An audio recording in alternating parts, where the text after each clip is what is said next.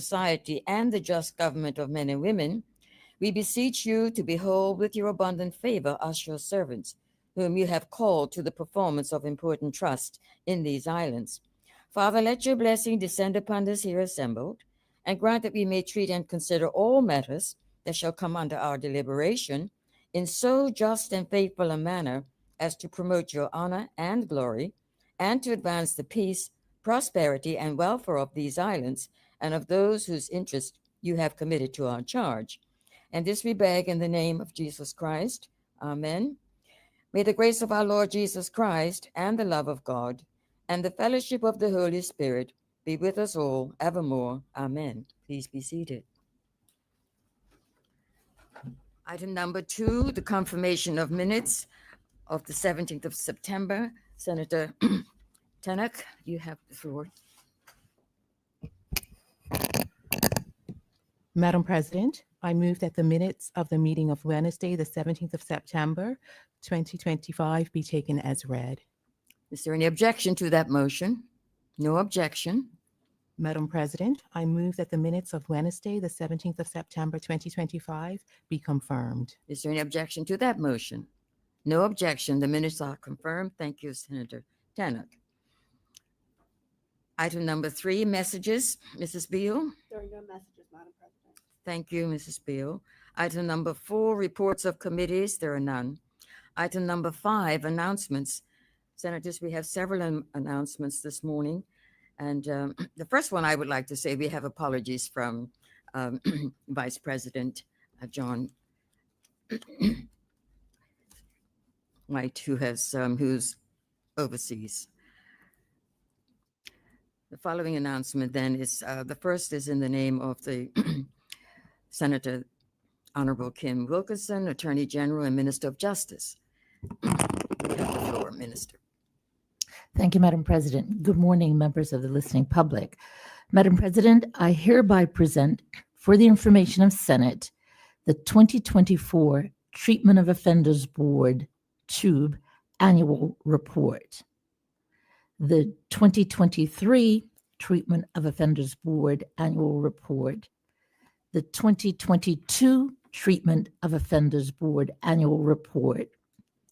Madam President, I also present for the information of Senate the 2024 Parole Board Annual Report, the 2023 Parole Board Annual Report, and the 2022 Parole Board Annual Report. Senators may access copies on their tablets and or the Parliament website. Thank you, Madam President. Thank you, Minister Wilkinson. The next announcement is in the name of Senator the Honorable Crystal Caesar, spokesperson for Finance. Senator Caesar, you have the floor. Thank you. Good morning, Madam President. And good morning. Madam President, I hereby present for the information of the Senate banks and deposit companies over the limit fees and unauthorized overdraft fees regulations 2025 as made by the Minister of Finance in exercise of the powers conferred by Section 60 of the Banks and Deposit Companies Act 1999 and acting on the advice of the Bermuda Monetary Authority. Senators may access copies on their tablets and or the Parliament website. Thank you, Madam President. And thank you, Minister.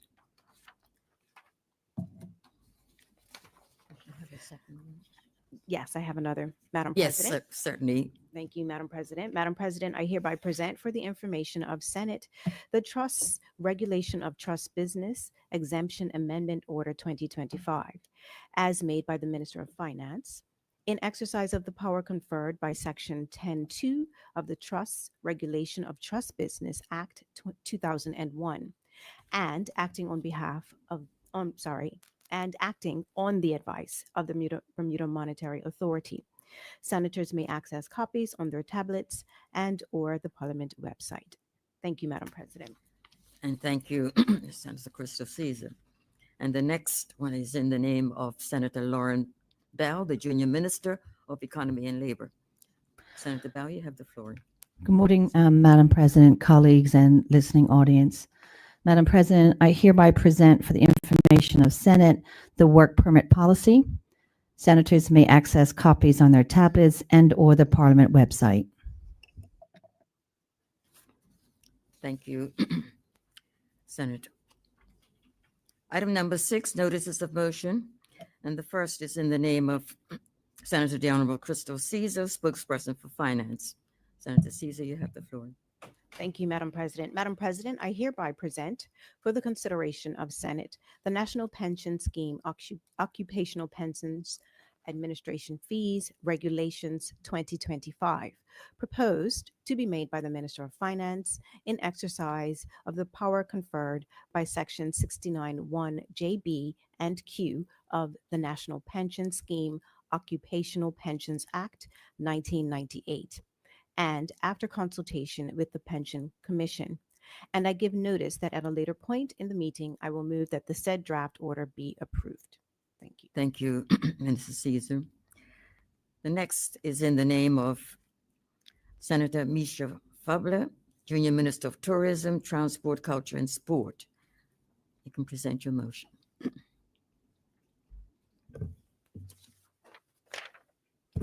Thank you, Madam President. I hereby present for the consideration of Senate the Tourism Investment Navigate Drone Light Shows Order 2025, proposed to be made by the Minister responsible for tourism with written agreement of the Minister of Finance in exercise of the power conferred by Section 5 of the Tourism Investment Act 2017. And I give notice that at a later point in the meeting, I will move that said draft order be approved. Thank you, Senator Fabler. The next motion is in the name of Senator Fabler, Junior Minister for Tourism, Transport, Culture, and Sport.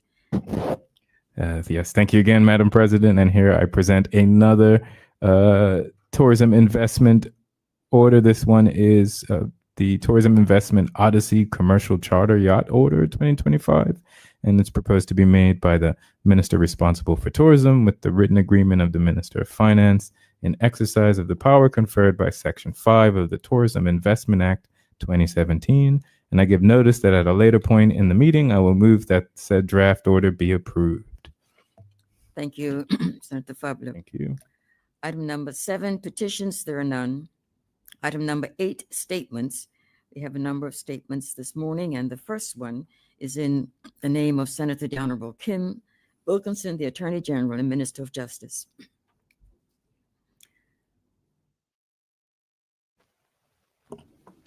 Thank you, Madam President.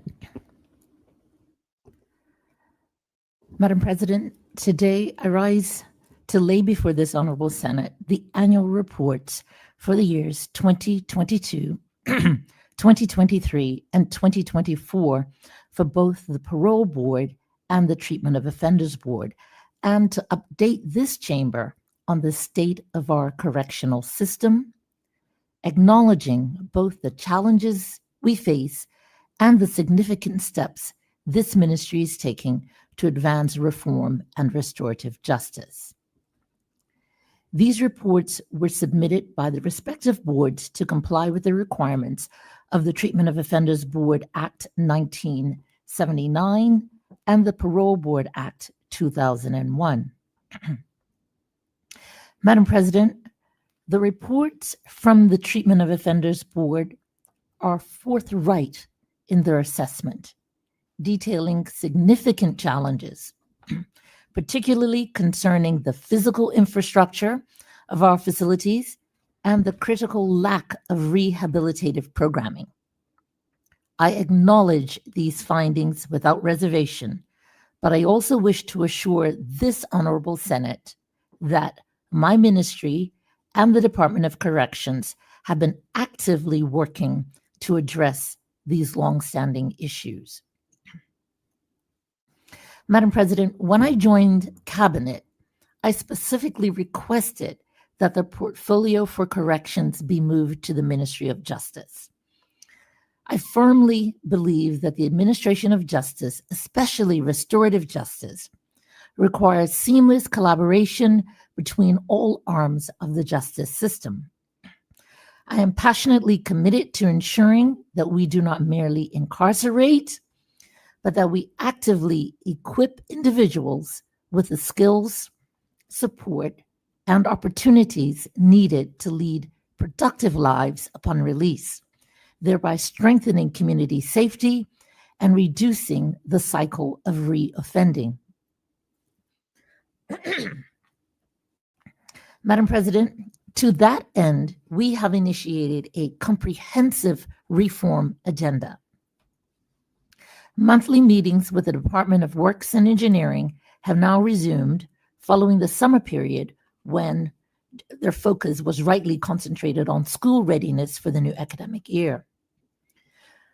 To expedite vital repairs, the Department of Corrections and Works and Engineering have engaged private contractors, including Kaisa, Wilson's Painting, AirPro, BAC Group, Virgil's Plumbing, Thomas Enterprises, and Mason and Associates to work alongside the Works and Engineering team as a matter of urgency, with ventilation and roofing repairs being a top priority. Continuation of the refurbishments of the medium housing units at Westgate Correctional Facility and electrical upgrades also remain a priority during this fiscal year. To improve ventilation at Westgate and at the co-ed facilities, assessments and repairs of exhaust fans and windows at the correctional facility will take place, as well as assessment and repairs of windows at the co-ed. Planned plumbing refits for this fiscal year include upgrades to aging infrastructure across the facilities. Westgate sewage pit upgrades will address antiquated equipment and infrastructure. Completion is targeted within the current fiscal year to ensure improved functionality and compliance. There will also be a modernization of the hot water pipe system at the co-ed facility, as well as improvements to the water tanks. Madam President, as mentioned in this year's budget, we have prioritized the hiring of additional corrections officers to support our corrections team. I'm pleased to report that the first tranche of recruitment from local applicants will be completed in October, adding at least 18 officers to our ranks. We continue to recruit to fill the remaining 17 posts based on submissions from regional applicants.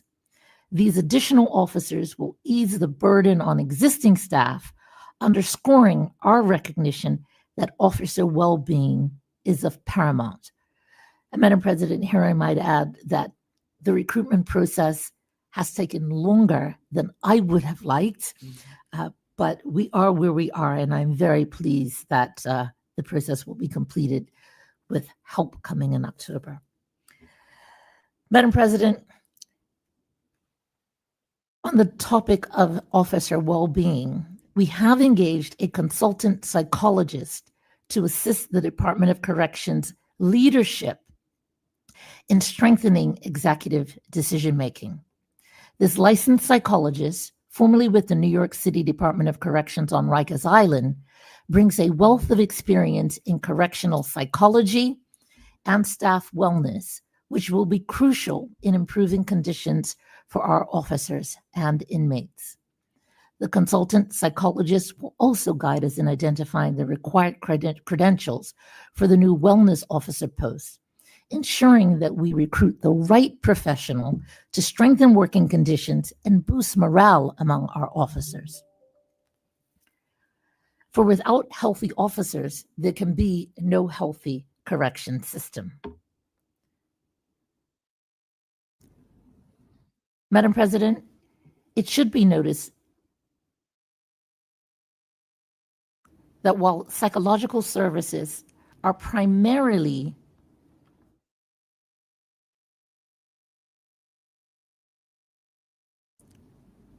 provided for the incarcerated, the department's team of psychologists, of which there are two in situ at Westgate, and they cover both facilities, also support officers.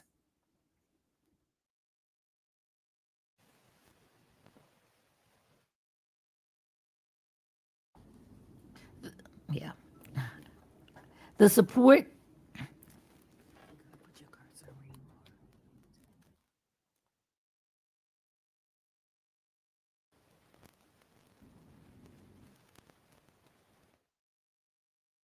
The support and consultation are offered for staff to enhance their understanding of the needs of incarcerated persons and how best to work with them. The department has provided training for staff to enhance their skills and knowledge and have added reflective practice sessions to support the staff with enhancing their well-being and their practice. Madam President, in the Chair's report for the Treatment of Offenders Board, it is stated that the objective of the board is to operate cooperatively and collaboratively with the Department of Corrections to ensure matters relating to a prison or prisoner are dealt with expeditiously and in the best interest of all parties. I'm grateful for the dedication of the members of the Treatment of Offenders Board in their advocacy on behalf of inmates. Madam President, I have further strengthened the Treatment of Offenders Board by adding new members, Robin Swan, Aaron Hill, and Reverend Dr. Emily Gill Dill, who began their tenure on the 1st of July. Robin Swan brings a broad and balanced background in public service, compliance, and governance to the Treatment of Offenders Board. She began her career as a prison officer, gaining firsthand insight into Bermuda's correctional system before going on to serve as a senator. Professionally, Ms. Swan worked as an assistant compliance officer at Appleby and subsequently founded her own firm, Swan Consulting, which provides both compliance and data privacy advisory services. Her governance and board experience includes serving as a compliance officer for the Mirrors Alumni and Friends Association and supporting the Bermuda Boxing Federation Board in an ex officio capacity. Aaron Hill is the founder and executive director of the Bermuda Equal Justice Initiative, BEJI, and holds an LLB degree in law from the University of Law. As an executive director of the Bermuda Equal Justice Initiative, Mr. Hill has spearheaded public education campaigns, legal interventions, and community-based advocacy to advance fair treatment for all, particularly the disfavored and forgotten. Reverend Dr. Dill is a passionate advocate for youth development, community service, spiritual leadership, and the arts. She is an ordained minister in the African Methodist Episcopal Church and the Member of Parliament for Constituency 36, Sandys North. Reverend Dr. Dill has also extensive experience in public service and education, having worked within Bermuda's public school system as a teacher, as an educational therapist, and as a counselor focusing on at-risk youth. Together, Robin Swan, Dr. Emily Gill Dill, and Aaron Hill bring a fresh set of thinking and spirited advocacy to the Treatment of Offenders Board's vital work. Madam President, now on to the Parole Board. Mhm. That board plays a critical role in balancing the rehabilitation of offenders with the safety and confidence of the public. As we strengthen our restorative justice framework, I am pleased to announce the appointment of a renewed board effective October 1, 2025, one that reflects the need to diversify perspectives and explore new approaches as we modernize Bermuda's justice system. I must express my profound gratitude to the 4 outgoing members of the Parole Board, Mr. Derek Burgess, JP, Member of Parliament Scott Simmons, Mr. Roderick Burchell, JP, and Ms. Tori Burgess, who've served with dedication for several years. Their contribution has been invaluable. We have retained 3 experienced members from the prior board. They are legal counsel, Mr. Vaughn Keynes, psychologist, Dr. Sharita Rayner, and therapist, Dr. Ernest Peets. Mr. Keynes is a barrister in Bermuda and the founder and executive director of Forensica Legal. Alongside his work on the parole board, he serves as occasional legal aid counsel for the Bermuda Drug Treatment Court. Mr. Keynes is also a forensic scientist and has completed diverse international scientific internships. As a defense and human rights lawyer, he has published and presented globally on critically important interactions amongst law, science, and human rights. Dr. Sharita Rayner is a registered clinical psychologist and is active in the psychological community, currently serving as president to the Bermuda Psychology Association. Dr. Rayner has previously held the role of clinical psychologist and professional practice lead with the Bermuda Hospitals Board. She has also served as a member of the Bermuda Hospital Board's Ethics Committee. Dr. Rayner is a co-developer of the Mental Health First Aid Bermuda program and currently serves as program coordinator. Dr. Ernest Peets is a certified family therapist and an international certified alcohol and drug counselor. Dr. Peets received his BA in business from Howard University and his doctorate in marriage and family therapy from Gordon Conwell Theological Seminary. Dr. Peets is also the pastor of New Life Church of the Nazarene. Dr. Peets is an experienced counselor who is able to blend biblical and psychological principles that bring insight and healing. Madam President, I'm delighted to welcome all three back to the parole board, and I thank them for their continued service. Madam President, now on to the new members. I'm pleased to announce that I have appointed Dr. Emily Ross as the new chair of the parole board. Dr. Ross holds a Bachelor of Science in Social Policy from the University of Bristol and a PhD in Criminology from the University of Oxford, where she published her paper on responses to gang violence in Bermuda. Dr. Ross previously served as an administrator of the Parole Board and Treatment of Offenders Board. Dr. Ross has also volunteered with Focus Counseling Services and various Bermuda theater groups. Her expertise and experience make her ideal for leadership at this crucial point in time. The additional new members are Rhea Mays, Tariq Bean Darrell, and Shawnette Sumner.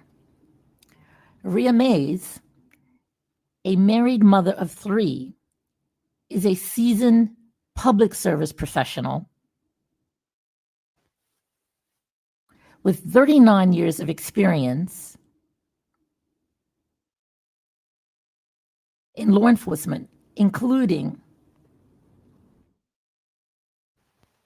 13 years with the Bermuda Police Service and 26 years with the Bermuda Customs Department. She holds certifications in behavioral analytics and a certificate in customs management from the University of Canberra, Australia. Rhea, an active member of the Paget Lions Club, has served as secretary on the board of Lefroy House Care Home and is currently a long-serving member of the Warwick Parish Council. And Madam President, I might add that in my interview with Ms. Mays, I believe her key qualification is being a mother. Tariq Bean Darrell is a career development officer at the Office of Workforce Development.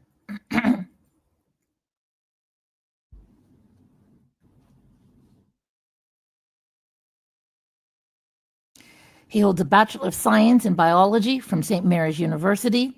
He's previously worked in the education sector and serves on the Board of Governors for Cedar Bridge Academy. Mr. Bean Darrell is a proud member of the Pembroke Hamilton Club and is deeply involved in service at the St. Paul AME Church. He has also assisted individuals in obtaining their GED through the Care Learning Center. Mr. Bean is passionate about helping inmates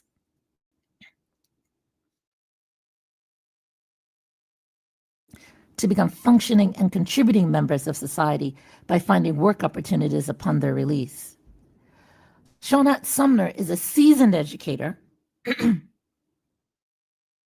who spent 13 years as the education officer for the Department of Corrections. She holds a Bachelor of Science in Education and a Master's degree in Educational Leadership and Supervision from Miami University. Ms. Sumner is a leadership coach who brings a wealth of experience and immense interest in the well-being of former and current inmates to the parole board. Madam President, my ministry has also commenced discussions with members of the UK parole board in an effort to secure training for our new members as we modernize our processes. We are keen to strengthen the fairness, transparency, and consistency of our parole process, especially as I have just appointed a new board.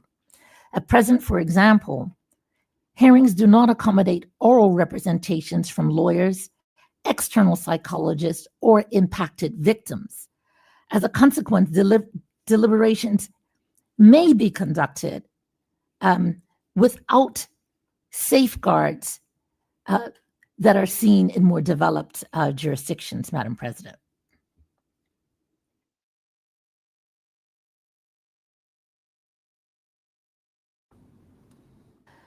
Madam President, recognizing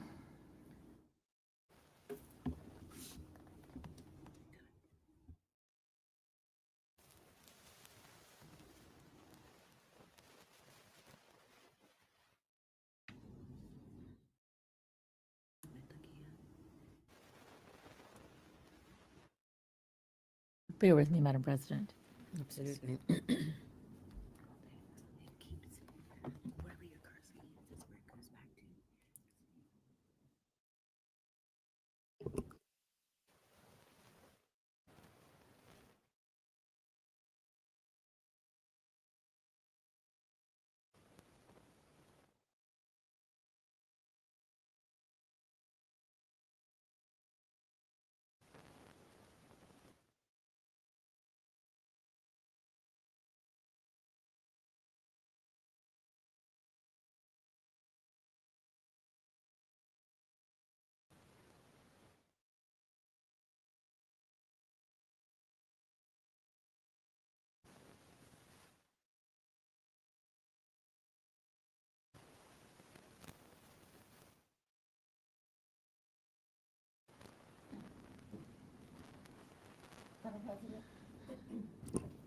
Madam President, recognizing that unaddressed trauma is a root cause of offending behavior, we will be engaging Gina Spence Productions to deliver a 6-week grief and loss pilot support initiative.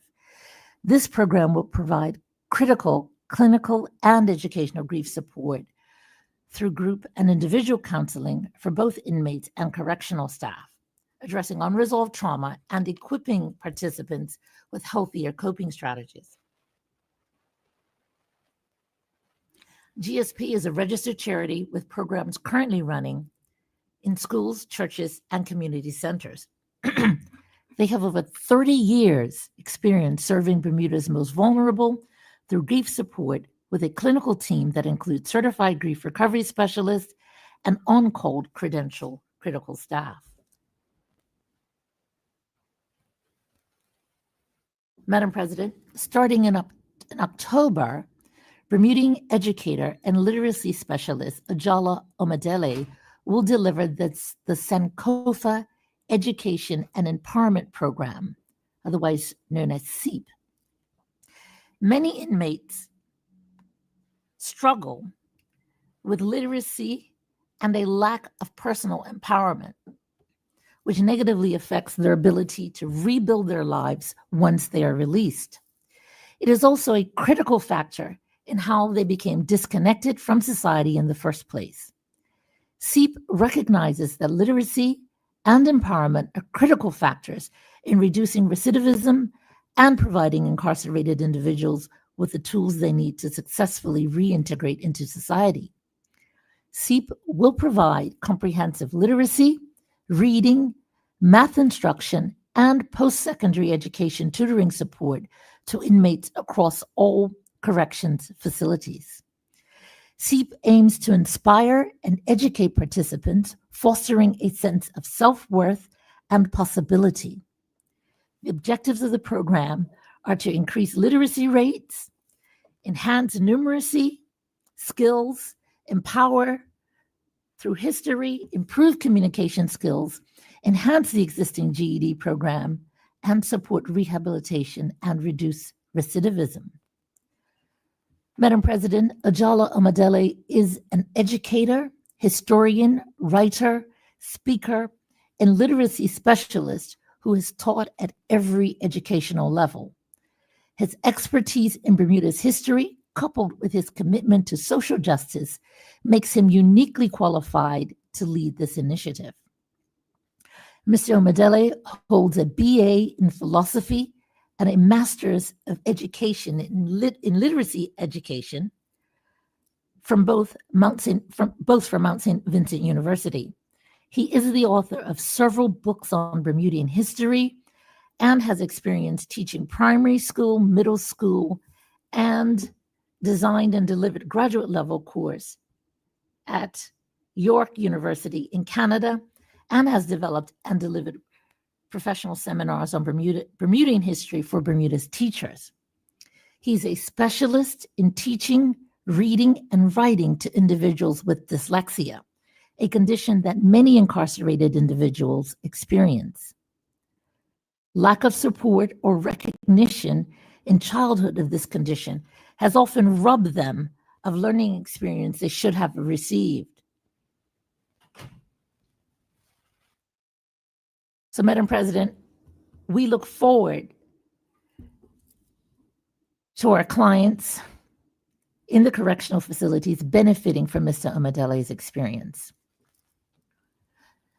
Madam President, this month, a team from the ministry met with Belong UK, a leading justice reform organization who provide hope, rehabilitation, and recovery to victims and perpetrators of crime. We will soon engage them to assist in modernizing our vetting processes and develop a peer mentoring program for those with lived experience of incarceration. Belong UK's priority to help develop a fairer, more humane, and more effective criminal justice system aligns with my minister's desire to put restorative justice at the core. Belong's restorative justice initiatives and creative arts therapy programs are innovative, evidence-based programs which have been independently evaluated by Royal Holloway University and have led to impressive outcomes in inmates' mental health, recidivism rates, and access to education, employment, and training. We are deeply appreciative of Belong's willingness to engage with the Ministry of Justice. Madam President, very importantly, my ministry is also in discussions with His Majesty's Prison and Probation Services to adopt their evidence-based programming for treating violent sexual offenders with training planned for early next year. Madam President, the existing services provided by the Psychology Department include clinical interventions on a one-to-one basis and within group setting. During the past year, the group intervention Life Minus Violence in Hands was delivered for violent offenders. The service has also been involved in conducting psychological risk assessments for the purposes of pre-sentencing planning for the courts of Bermuda and the parole board. Madam President, while there have been some challenges delivering vocational programming, there have also been some successes. The Animal and Garden program at the Farm and Co-ed facility has continued successfully. Madam President, the department is currently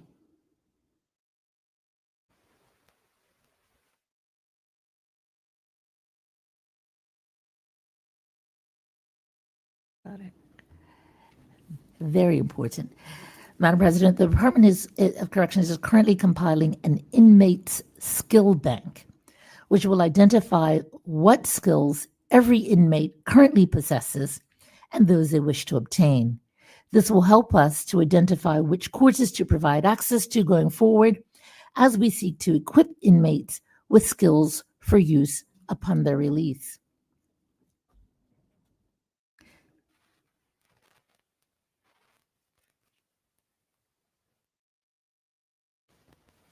Madam President, during last year, a new work release initiative, Step Up Work Readiness Initiative, started with the aim of providing inmates with significant opportunities to develop their social skills, work ethic, and gain valuable experience outside the facility compound. This program also reinforces in inmates a sense of confidence, purpose, responsibility, and ultimately contributes to reducing their chances of reoffending upon release from custody. Through this program, they have assisted with the removal of invasive trees from Coney Island and at various spots around the island, and have assisted with the clearing of foliage which encroaches on roads and main thoroughfares.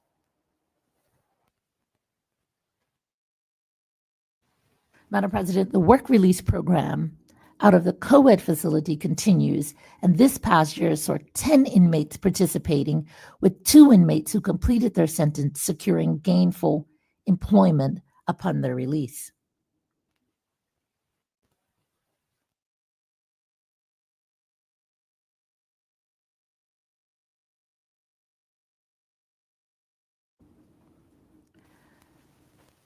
Madam President, in the past year, inmates took advantage of several courses on offer at the corrections facility.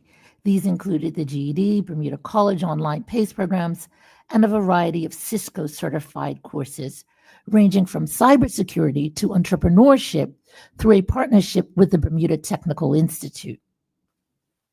Additional courses include a 7-week short course in poetry taught by Letitia Washington, drumming taught by Nick Watson, music and sound engineering taught by Shaquille Durham, and yoga taught by Latoya Bridgewater.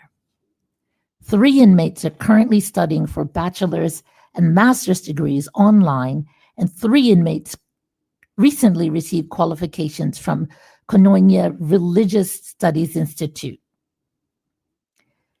10 students also participated in the FinTech program, which was co-sponsored by Economic Development Department,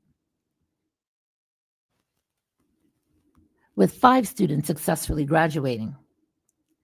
Madam President, last week, I had the privilege of attending a graduation at Right Living House.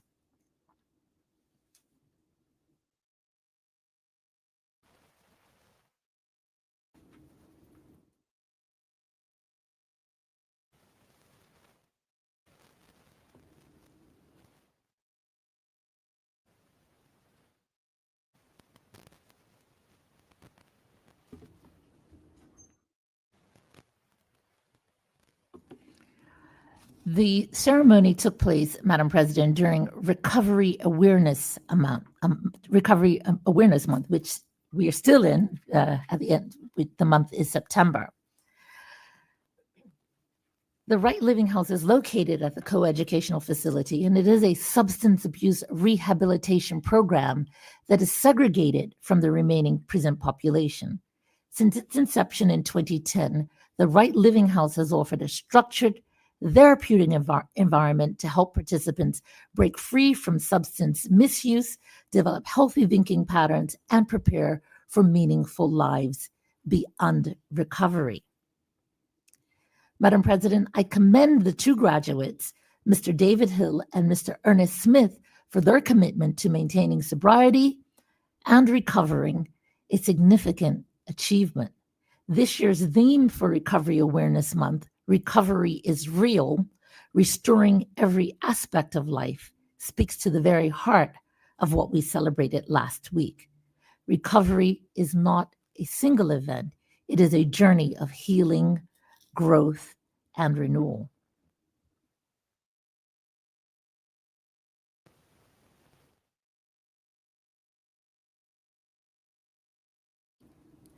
Madam President,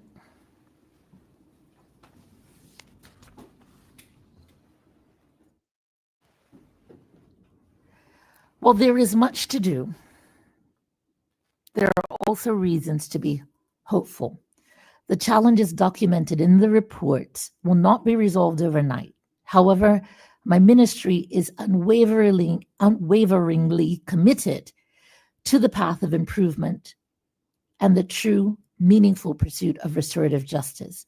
We are building a system that prioritizes rehabilitation, ensures dignity, and ultimately contributes to a safer Bermuda for all. Thank you, Madam President. And thank you, Minister Wilkinson, for your most comprehensive report statement. Senators, we will now move on to the second statement, and that is in the name of Honorable Crystal Caesar, the Minister of Education. Minister Caesar, you have the floor. Thank you, Madam President. Madam President, my fellow senators may recall remarks that I made during this year's budget debate regarding education reform. And to quote, while I continue to gain insights into what and how we are doing, I can state with certainty and confidence that we will be doing things differently, end quote. I made these comments after dedicating time to introduce myself to education stakeholders. I was able to listen to their interests and concerns and reconfirm that transforming our schools and the Bermuda public school system remains our top priority.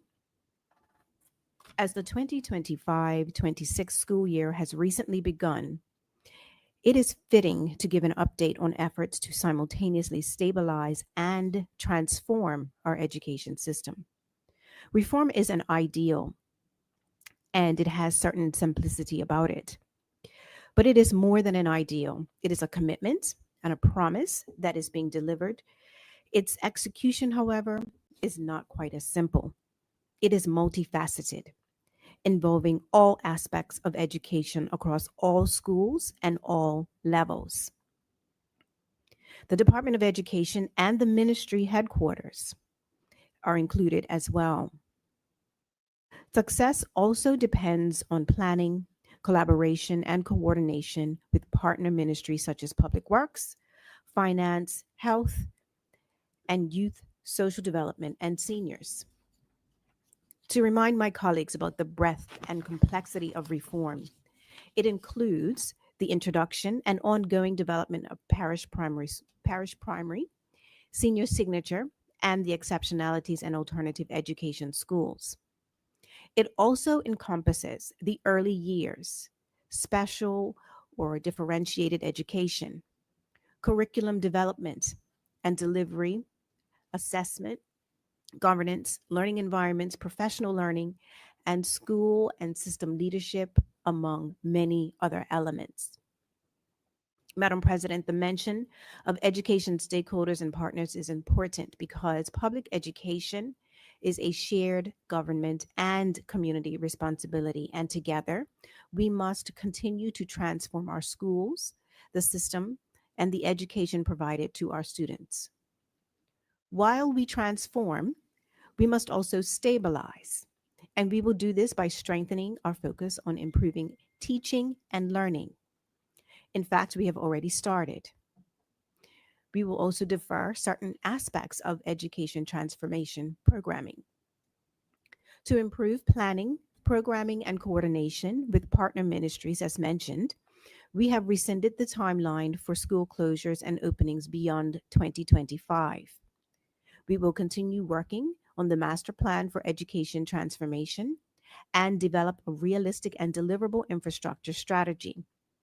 Although schools under transformation have done an admirable job balancing their teaching and learning responsibilities while undertaking major building and operational changes, the ministry will ensure that future infrastructure changes are completed before school openings and closings are announced.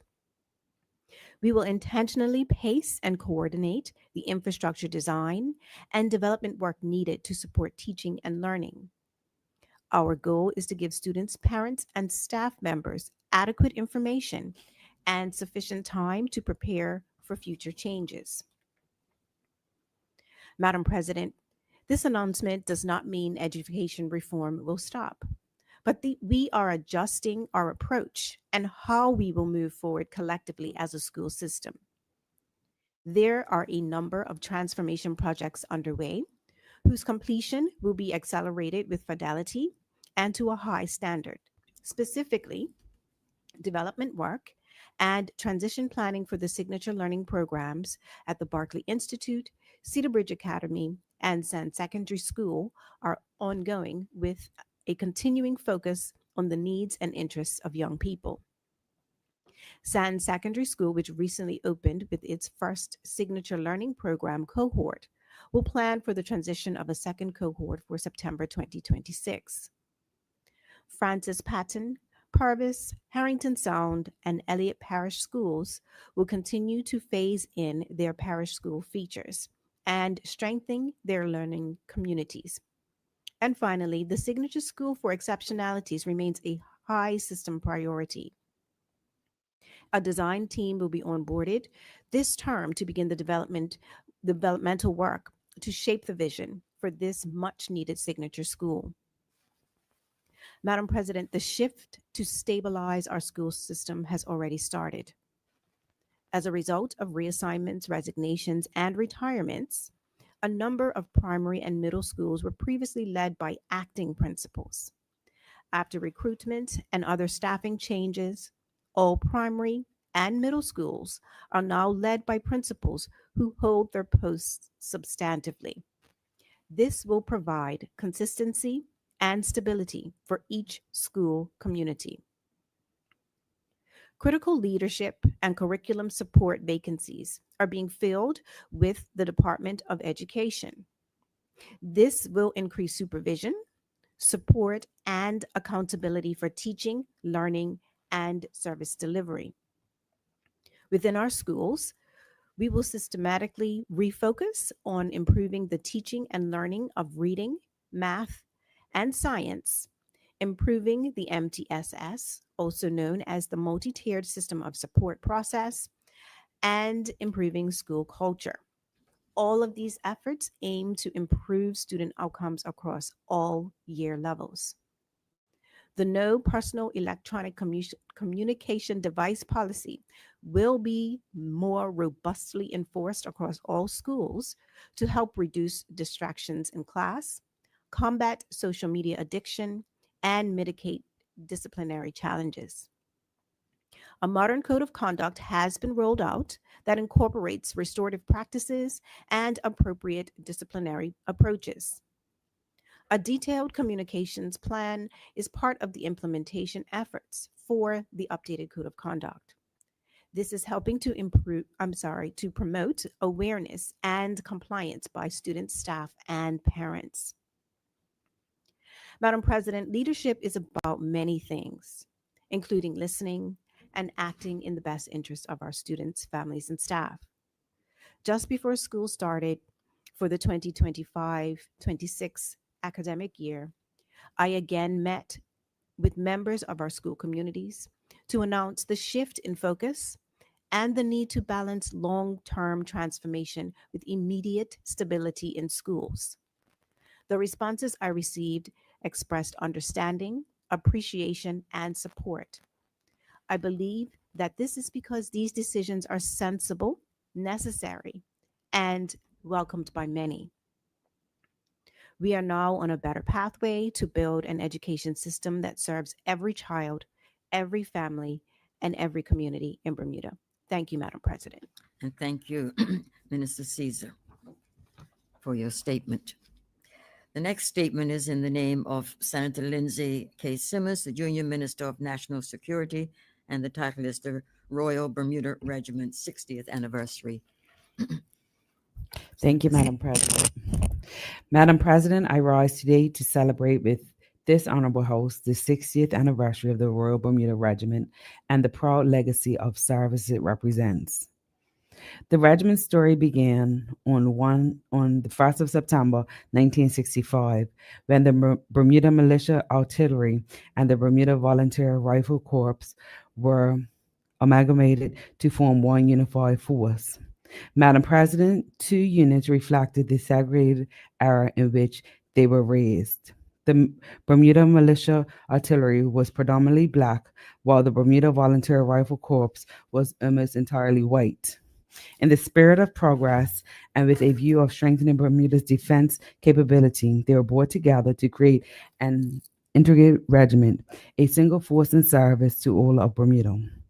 Over the decades, Madam President, more than 11,000 Bermudians have worn the regiment's uniform. These men and women, citizens, soldiers from every parish and walk of life, have given their time, talent, and courage in the best tradition of service. They have built skills that last a lifetime: discipline, leadership, teamwork, and resilience. The regiment's values remain evident, not only on parade, but in our businesses, schools, churches, and neighborhoods. Madam President, the regiment's Junior Leaders Program continues to thrive, shaping tomorrow's leaders through adventure training, community service, and character development for young people aged 12 to 18. Recent intakes and camps have shown strong interest and impressive growth, underscoring how this pathway builds confidence, civic responsibility, and future leadership for Bermuda. Madam President, the Royal Bermuda Regiment has answered the call in moments that tested our community's strength and resolve. In December 1977, during the disturbance that followed the execution of two men convicted in the governor's assassination, soldiers were embodied to help restore calm at a moment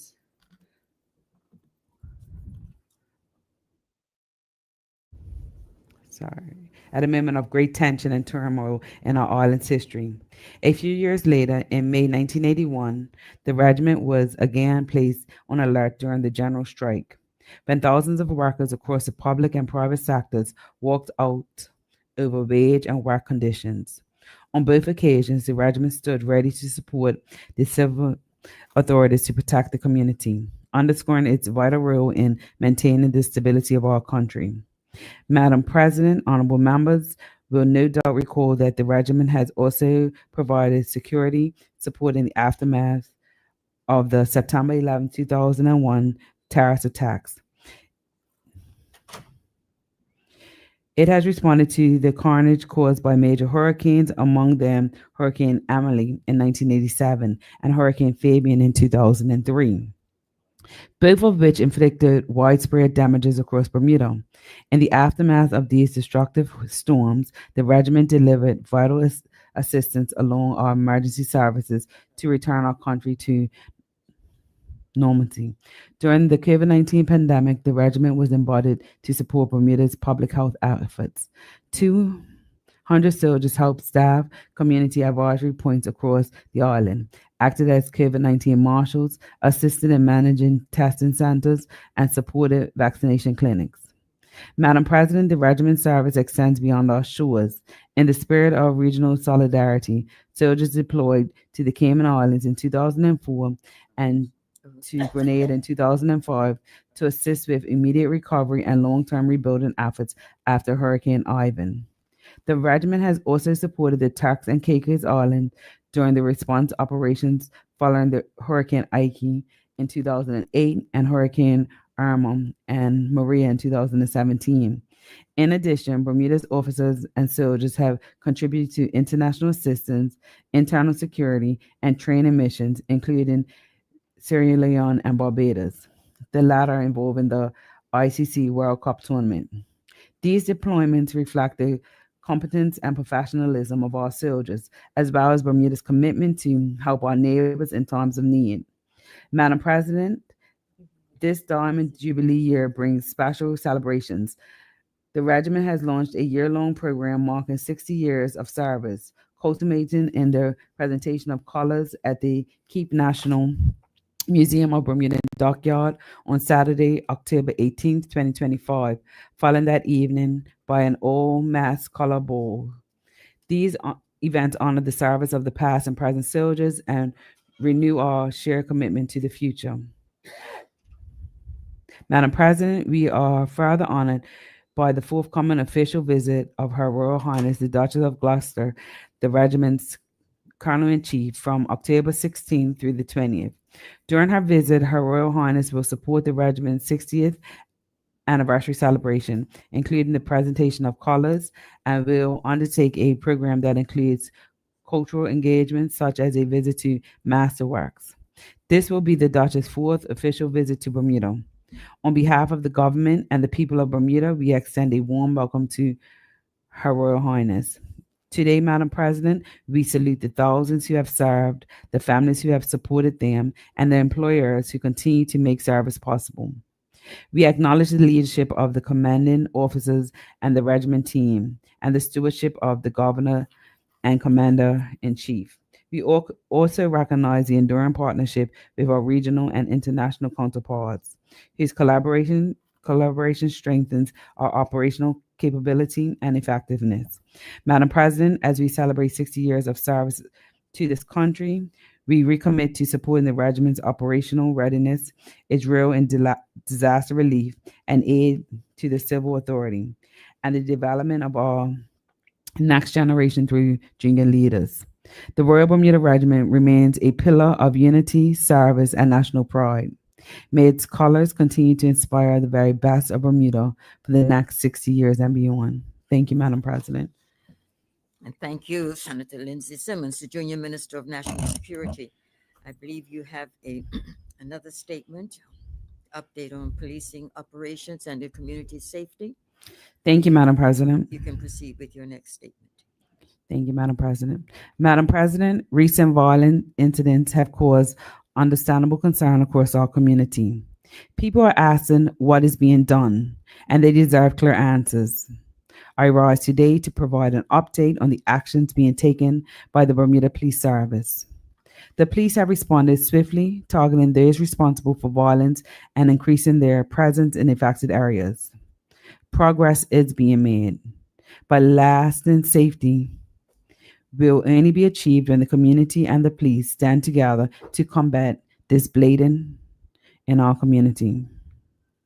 Madam President, the Bermuda Police Service has acted decisively to address heightened tensions in certain areas of the island. Officers are deploying every lawful tool available to disrupt gang activities and bring offenders to justice. This includes targeted stop and search operations, the execution of drug and firearm warrants, and forced speeding and focused beat patrols in North Hamilton. The gang targeting team has been expanded to respond immediately to intelligent leads, while work continues with the Director of Public Prosecutions to review legislation that can strengthen enforcement powers. As part of the review, there will be a focus on strengthening existing provisions that allow for increased penalties where offenses are committed with a bladed article or a firearm. Madam President, technology is also playing an essential role. The police continue to rely on the CCTV network as a critical tool in both daily operations and criminal investigations. Approximately 400 cameras reviews are now available to officers. The system has already provided crucial evidence in recent cases. Its effectiveness was demonstrated when officers secured evidence from 10 government CCTV sites following the recent Court Street tragedies. To build on this success, Cabinet will shortly consider the business care for the next phase of CCTV expansion, ensuring that the police are further supported in their work. Madam President, recruitment and training remains equally important. At present, 15 recruits are completing their training and will graduate in October, with another course of 15 recruits beginning in November. To maintain our momentum to bolster the ranks, another series of advertisements has been placed recently for us to begin an additional round of recruitment. The service acknowledges that attracting officers remain a challenge in Bermuda, tight labor market, but efforts are underway to widen the net. Both local and international recruitment has been launched for approximately 22 additional officers arriving early in 2026. These steps will strengthen frontline capacity and ensure a sustained police presence in our neighborhoods.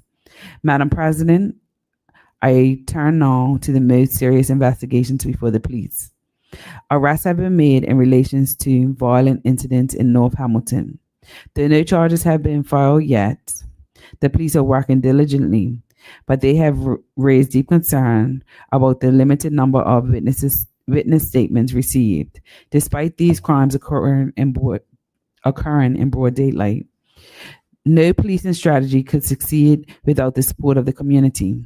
Too often, those who hold the answers remain silent, and offenders are left free to continue their violence. The police have the tools, the investigators, and the determination to bring perpetrators before the courts, but they cannot do it alone. Every statement matters, Madam President. Every detail matters. The safety of our neighborhoods depend on the willingness of law-abiding citizens to be brave enough to step forward and to help put an end to this madness in our community. Madam President, I therefore appeal directly to families, the friends, the co-workers, and the neighbors who may have seen or heard something. Please do your part. Silence protects only the criminals. Speaking up protects the community, protects our children, and restores peace to our streets. Madam President, to support this effort, government has guaranteed rewards up to $50,000 for information that leads to the arrest and charges of individuals responsible for violent crimes. This represents a significant increase from the previous maximum reward of $5,000. Through our partnership with Crime Stoppers, the public continues to have a safe and anonymous avenue to share what they know. This ensures that everyone with information can come forward anonymously. The police need your information, and Crime Stoppers ensures that it can be provided confidentially with real impact. Madam President, the Bermuda Police Service is also drawing on international expertise to strengthen its capabilities.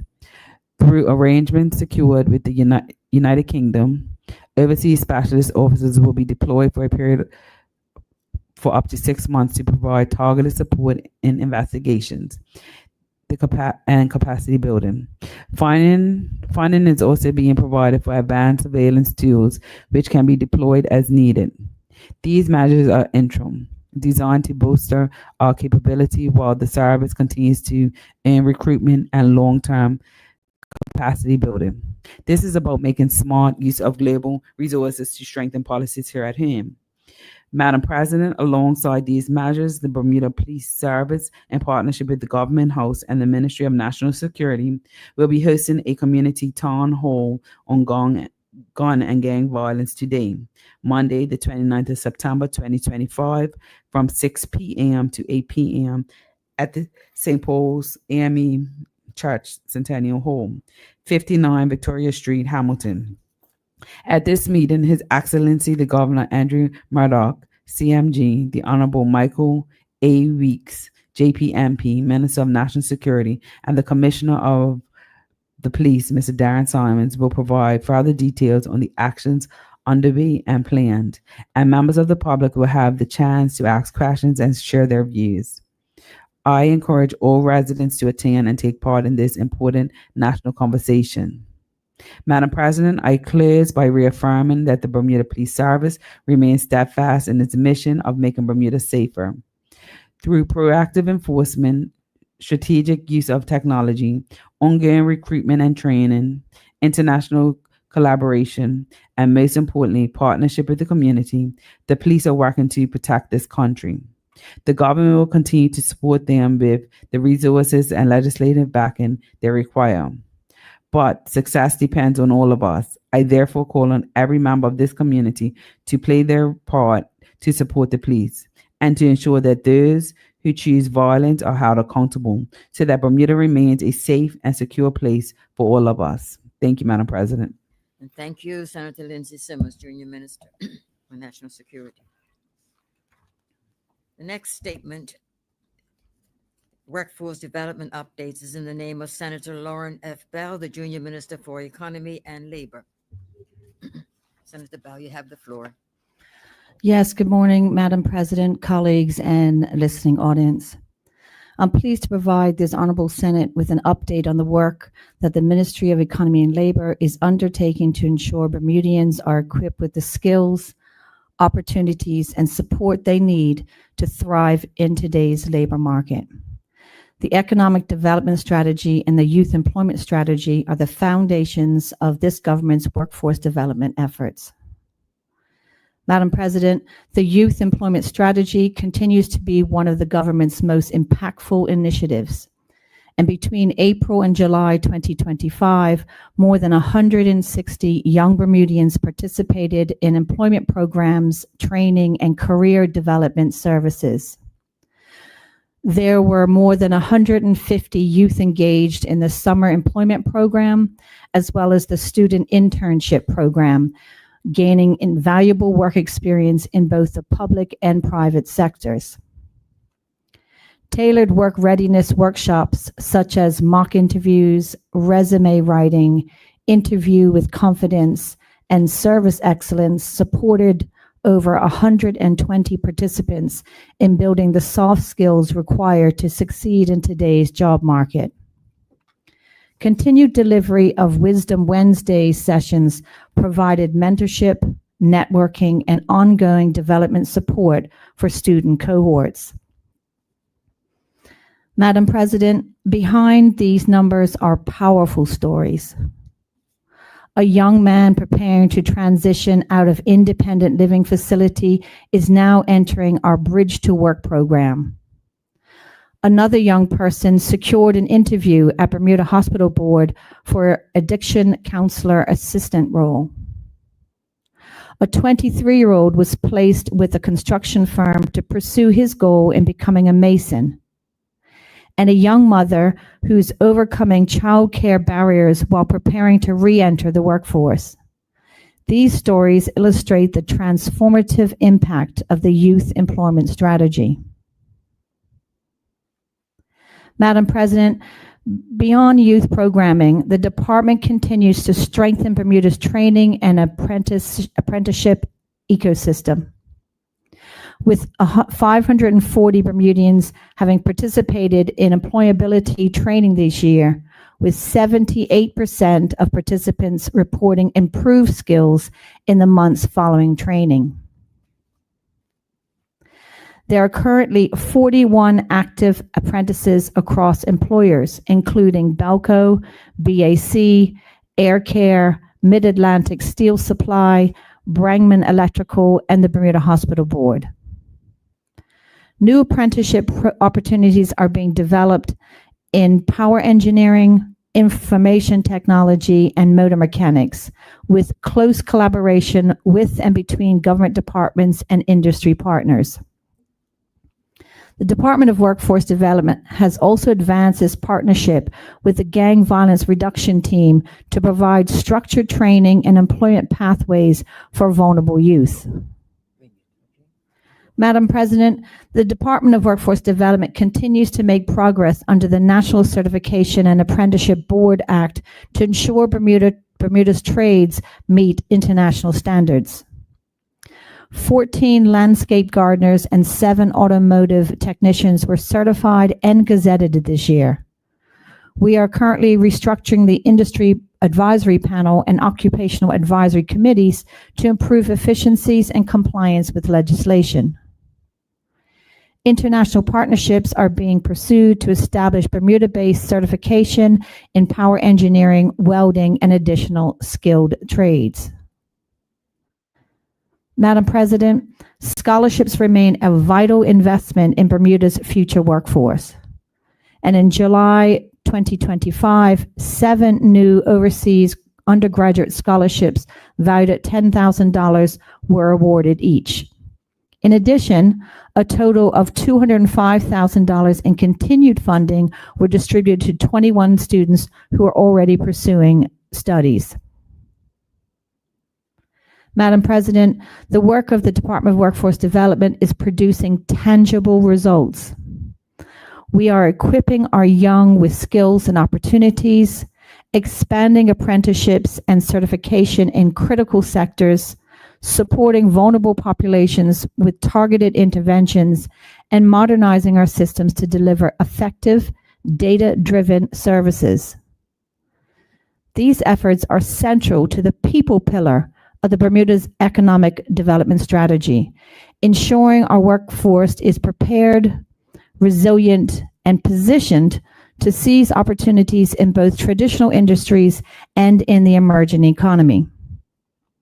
Madam President, I'd like to take this opportunity to commend the staff of the Department of Workforce Development, led by Director Malika Cartwright, for their persistent dedication and commitment to the people of Bermuda.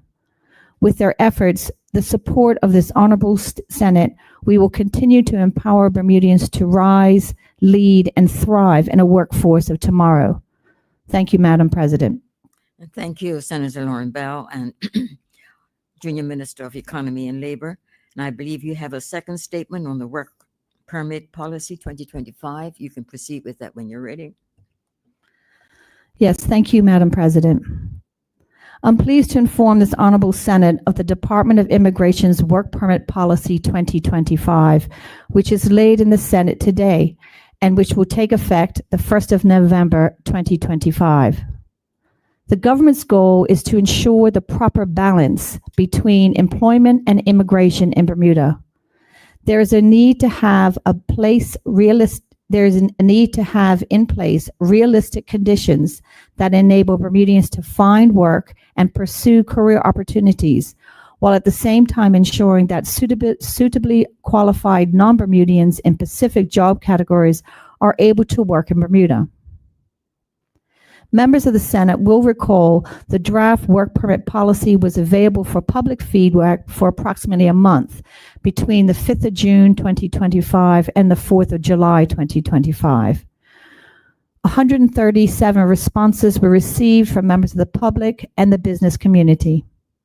The volume of the feedback received from both business associations and the public was extensive, indicating that the impact of immigration decisions are keenly felt across this community. Madam President, the purpose of the work permit policy is to provide a detailed guidance to employers, work permit holders, and agents who submit work permit applications. It also helps Bermudians understand what is expected of employers, i.e. for job promotions, for job title changes, and for advertisements. The current work permit policy dates back to 2017, and this update in 2025 is both necessary and overdue. Madam President, the review of the work permit policy sought to, in the first instance, clarify areas where interpretation was too wide and varied. It also sought to introduce new policies to address emerging needs and ensure transparency and fairness. And finally, it sought to support Bermuda's efforts to attract new business and stimulate the economic growth. The following new policies have been included in the work permit policy and can be found at the corresponding policy numbers. 1.19 is the guidelines for submitting photos. 1.20, guidelines for submitting police certificates. 3.7, family office permit. 4.8, guidelines for amending the dates of a work permit. 5.1, sponsorship dependents residing and working in Bermuda. 6.4, applications to reside. 7.5, secondments. 7.16, layoffs. Madam President, the Department of Immigration is prioritizing digitalization to improve service efficiency. In response to public feedback, the department is investing in a modern IT system to replace the outdated processes, ensuring that the entire application process moves beyond just the fillable forms to true digital workflow. The implementation of these upgrades will enable the department to act on valuable suggestions received during consultation once procurement is complete. Madam President, I would like to take this opportunity to highlight some of the policies in the 2025 work permit policy, which are now finalized. Number 1, the processing time for standard, seasonal, and occasional work permits, as well as job title changes and promotions, will remain at 20 days instead of increasing to 30 days. Additionally, the printing of documents will be within 10 days of the approval. Number 2, The requirements for persons to be proficient in English language will apply generally to persons seeking a new standard work permit. The exceptions will be persons who are nationals of countries where English is the native language, and the policy clearly identifies those countries. Also, those persons possessing a certificate, a diploma, or a degree from an English language university or college will not be required to provide proof of English language proficiency. 3. For those people required to settle their affairs and leave Bermuda, the grace period for doing so will remain at 90 days and will not be reduced to 60 days. Further, if more time beyond 90 days is required to accommodate school commitments, for example, written justification can be submitted for further consideration. 4. To ensure the continued security and safety of our community, police certificates will be required for work permit applicants coming to Bermuda for the first time. The police certificates are required from the applicant's home country, plus any country of residence for the 2 years immediately preceding the work permit application. 5. The type of work permits now includes the family office work permit, where family office means a company, limited liability company, partnership, or other legal entity incorporated, registered, or established on behalf of or for the benefit of a single family, for the purposes of managing the affairs of the family. The family office work permit is the latest in a suite of options that includes standard, new business, global entrepreneur, fintech, and intercompany, formerly known as global work permits. 6. In recognition of the need to progress the digitalization of the Department of Immigration, the short-term work permit will continue to be available as a bridge to a standard work permit. This was a key concern of employers and is being retained. 7.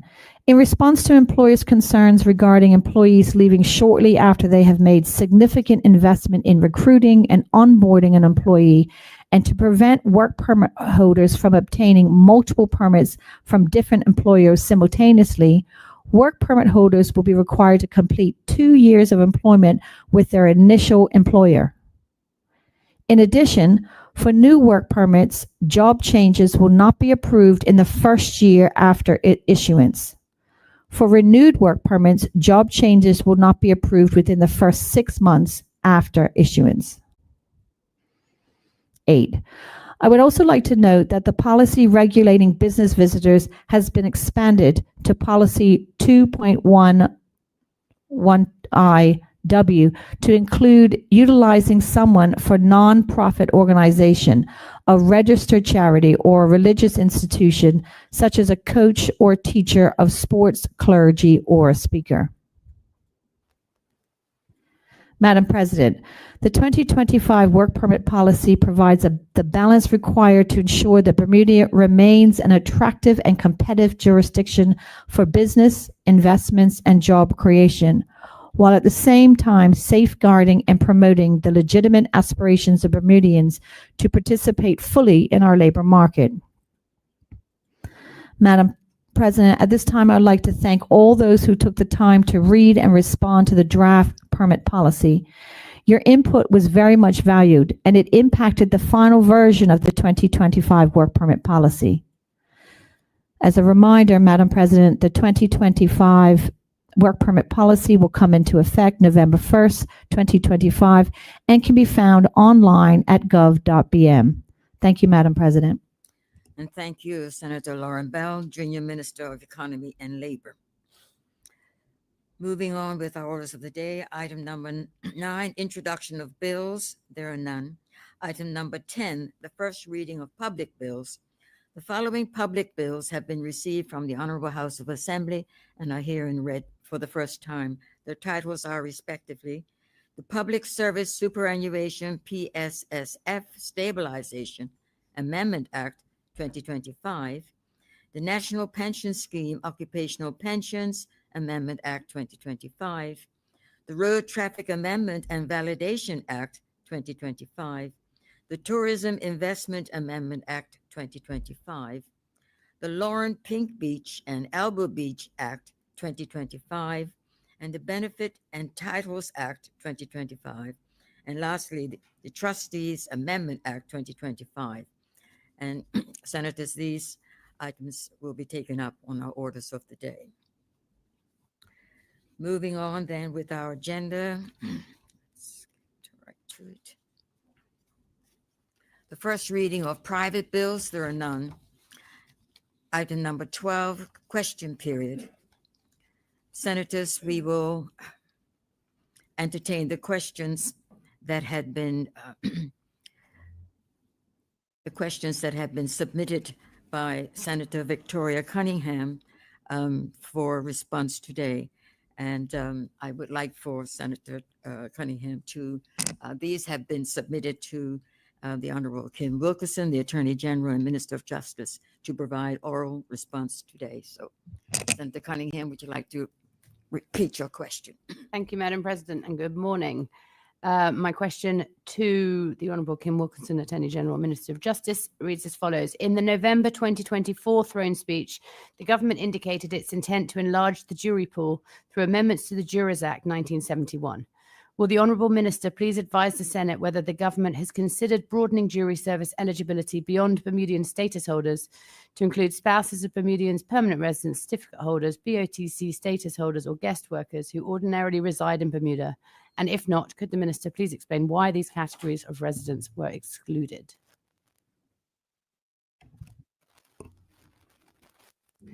Thank you, Madam President. The answer is yes. Yes, they were considered. Okay. Thank you. I have a supplementary. Yes. Thank you for that. And I guess we'll wait and see what happens. But the proposal was also proposed to increase the maximum age to 75. Have you assessed the practicality and fairness of requiring seniors of this age to sit and represent or serve on a jury?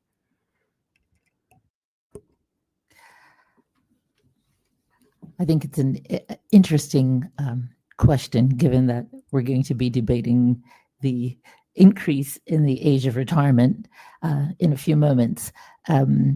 Certainly, I believe that people who are over 70 or over 75 have a lot to contribute, not just time. But the thinking will be that there will be some form of fitness engagement to vet whether people can appropriately serve. At this stage, the proposals are in the consultation phase. So at the moment, a draft of version of proposed changes is with the Chief Justice and the judiciary. It will go through Bar Council, and we will begin public consultation in October. So all of these questions, nothing is baked. Come back after public consultation. Thank you. I'll look forward to that. And I have one final supplementary. So government has also proposed measures such as reducing the number of names or individuals required to form a jury panel and increasing statutory allowances. Can the Minister confirm whether these are actually meaningfully going to expand the jury pool given our emigration of Bermudians, and what additional strategies might be in play to ensure the sustainability and representation on our juries? Thank you, Senator Cunningham. I think given that the proposals are in the consultation stage, I don't think there's much merit in commenting on what we think it's going to be until that process happens. Thank you. Thank you, Senator Cunningham, and thank you, Minister Wilkerson. And I believe you, Senator Cunningham, you had a question to Honorable Crystal Caesar, the Minister of Education, to provide oral responses today. Would you like to read your question? Thank you. To Senator the Honourable Crystal Caesar, Minister of Education. In light of the recent rise in community violence across the island, will the Honourable Minister please advise the Senate what measures are currently in place to ensure the safety and security of students and staff at our public high schools, and what further steps are being planned? Okay. Thank you, Madam President. Madam President, in response to Senator Cunningham's question, the Ministry of Education remains deeply concerned about the recent increase in community violence and its impact on our school environments. The safety and security of students and staff across all public schools, and particularly within our senior schools, continues to be a foundational priority. Senior schools have a range of measures in place aimed at fostering safe and supportive learning spaces. They include, but are not limited to, staff training, emergency drills, targeted programs, and other proactive strategies. In addition, some of those strategies are trained and licensed security officers are present at the senior schools in particular and are active every day, which serves as a deterrent to negative behaviors. In their roles, they get to know the staff, students, and the school culture, which also supports prevention, early intervention, and de-escalation measures if needed. The security officers, along with physical barriers, provide such as fencing, provide an impediment to unauthorized access to school grounds. And senior schools continue to strengthen relationships and the importance of student safety with students and parents. Safety concerns of staff and students are addressed at school-wide assemblies when incidences in particular occur, but regularly as well. Student supervision is more visible in schools.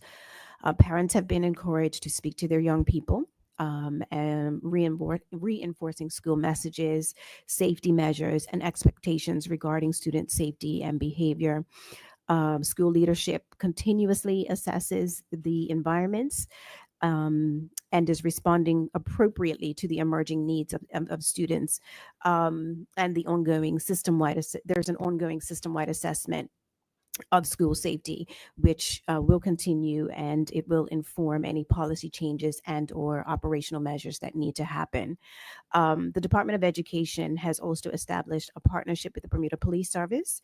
And as you would note earlier today with one of my colleagues' statements, the Bermuda Police Service, along with the Department of National Security, et cetera, it has an event this evening, and I would encourage all members to attend and show their support for what's happening in the community, but also what's happening within schools to ensure that we are maintaining our finger on the pulse and keeping our students safe.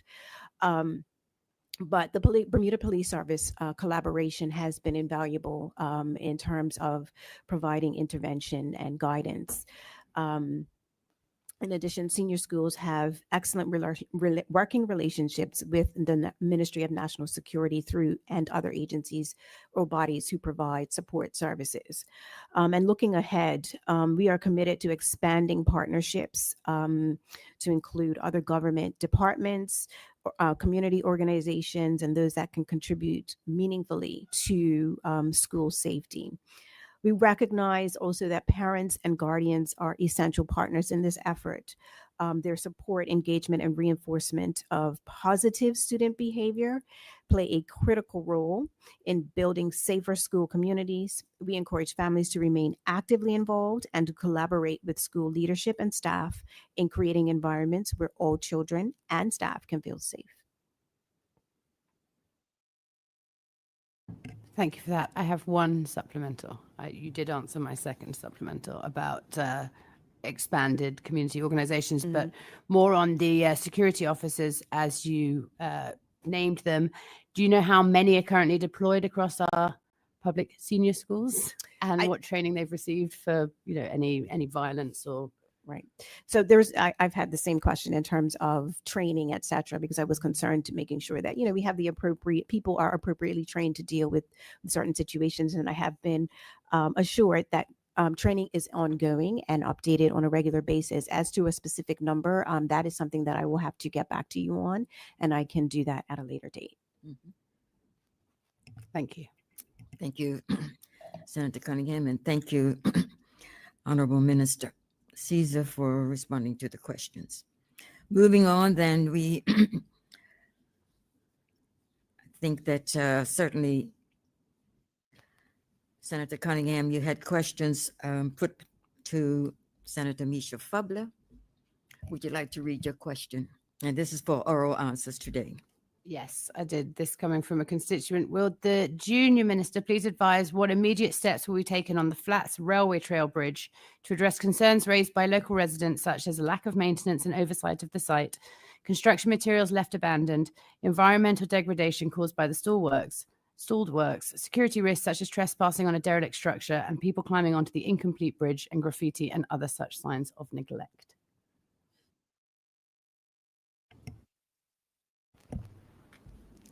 Thank you, Madam President. I also thank my colleague, Senator Cunningham, for presenting, I guess, a timely or topical question. We are all familiar with the recent article in the Royal Gazette asking or highlighting similar challenges, and I unfortunately will have to advise her that she should reach out to the Friends of the Bermuda Railway Trail organization, which is currently responsible for the completion of the project, including access to the construction site, which it is still unfortunately a thing.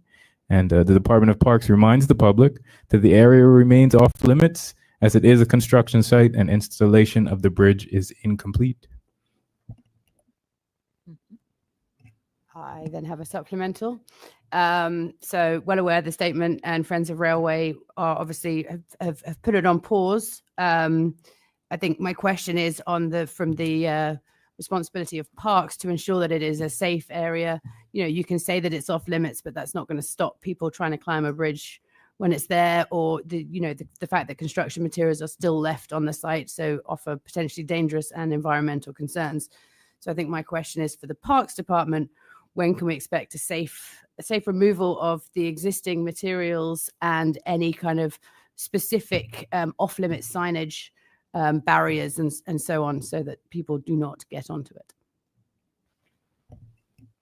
Thank you, Madam President. And so I had similar curiosities. I made sure to check out the Department of Planning's self-service portal, as it is, customer self-service CSS, where you can review various parcels of land. This one in particular is 42419, which does list the governor as the owner of the railway trail.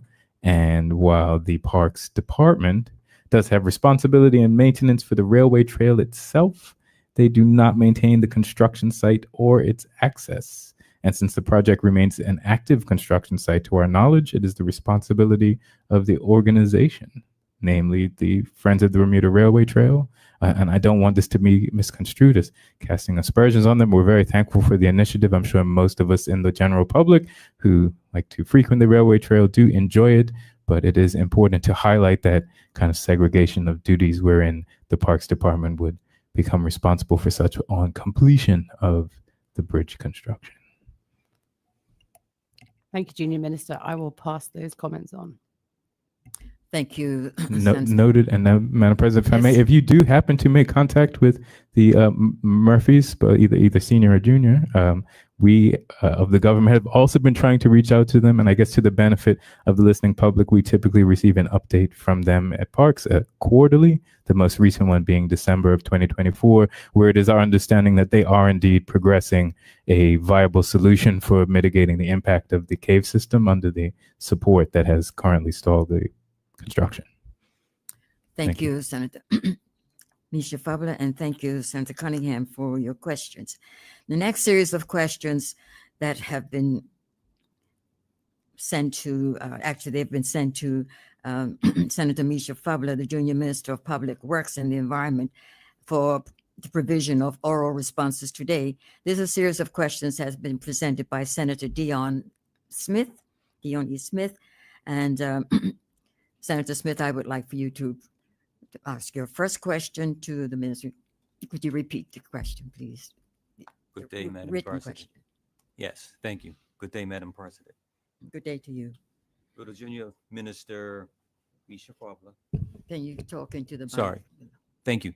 Will the Junior Minister Misha Fabula please advise the Senate when the ministry intends to conduct scheduled hedging and vegetation management along the roads in Warwick to ensure safety of motorists, cyclists, and pedestrians? Thank Mr. you, Fowler. Madam President. Yes. Mhm. And so, as a fellow resident of Warwick, I'm actually rather acquainted with my colleague across the aisle. We have worked closely together on a number of initiatives in the neighborhood. You may or may not be aware that the ministry has hired several solo sweepers across the island to assist with cleaning and maintenance of public roadways. There are 3 such solo sweepers assigned to the Warwick Parish. And further to your question, the next scheduled area for clearing is the narrow section of roadway between the former T.N. Tatum School building and Burnt House Hill.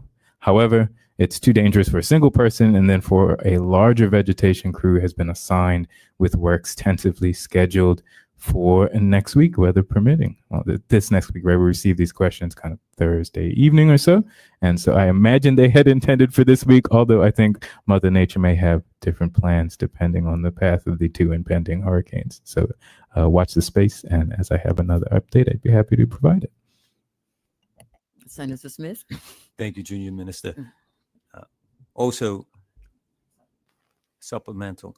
Mhm. Could you please provide a schedule or proposed pavings, or resurfacing works on work roads, particularly the main thoroughfares and heavily trafficked side roads? Which ones are proposed as a priority, if you can provide that? Madam President, just to clarify, this is question number 2, or is this a Right. supplement? It is question number 2. Okay, and Apologies. there is no supplement? No, okay.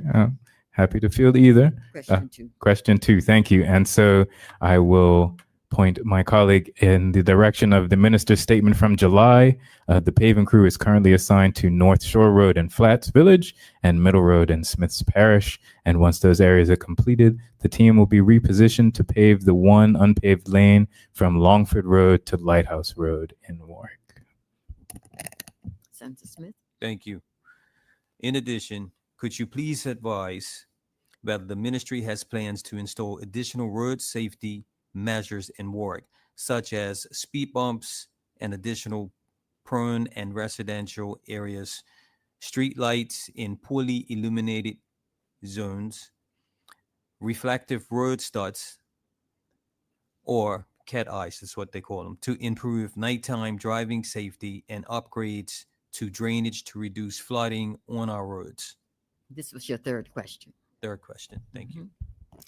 Thank you, Senator Madam Fowler. President. And so I hold similar concerns for the need to increase safety in accident-prone areas, especially the residential ones.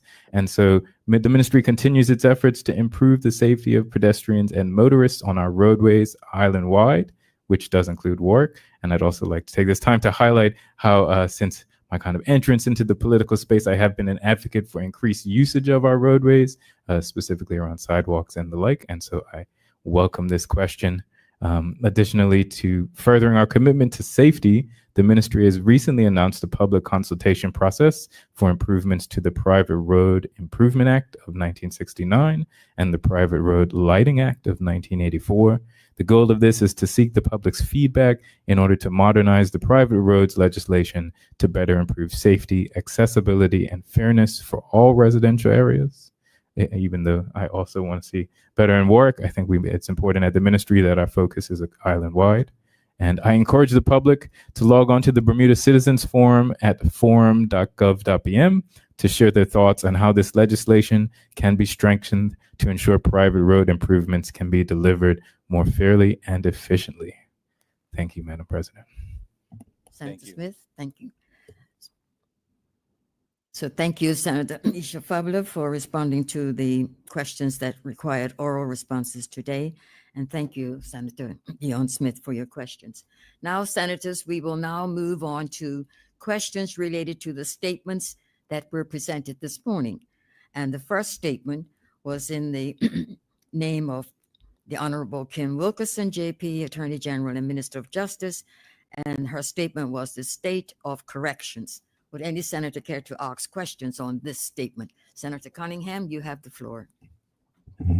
Thank you, Madam President. And thank you to the Attorney General for a very comprehensive review. I look forward to reading the annual reports of the Parole Board and the treatment of offenders boards, knowing a number of the people on them. I look forward to their contributions. But I think we can agree that the well-being of our correctional officers is fundamental. But yet we continue to hear recruitment issues and retention with a reliance on overseas officers. So my first question is, what strategies are being implemented to attract and retain local officers rather than relying on overseas recruitment?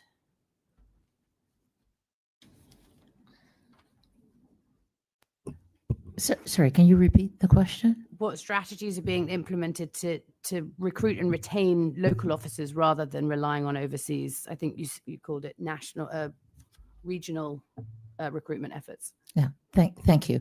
So just to reframe your understanding, currently there is no reliance on overseas officers. So overseas officers will be hired in the second tranche of the recruitment after local officers. So there is always the imperative that Bermudians should be hired first, but where there are not enough Bermudians who have gone through the process, then we'll look to regional. And as a supplementary, what's the current turnover rate amongst our corrections officers and why are they leaving? There is not a high turnover rate, interestingly. So many of our officers are quite long-serving officers. I think the recruitment deficit is one that has existed for a while. And I think the kind of challenges, I think, around local recruitment relate to kind of that one degree of separation that we have in Bermuda.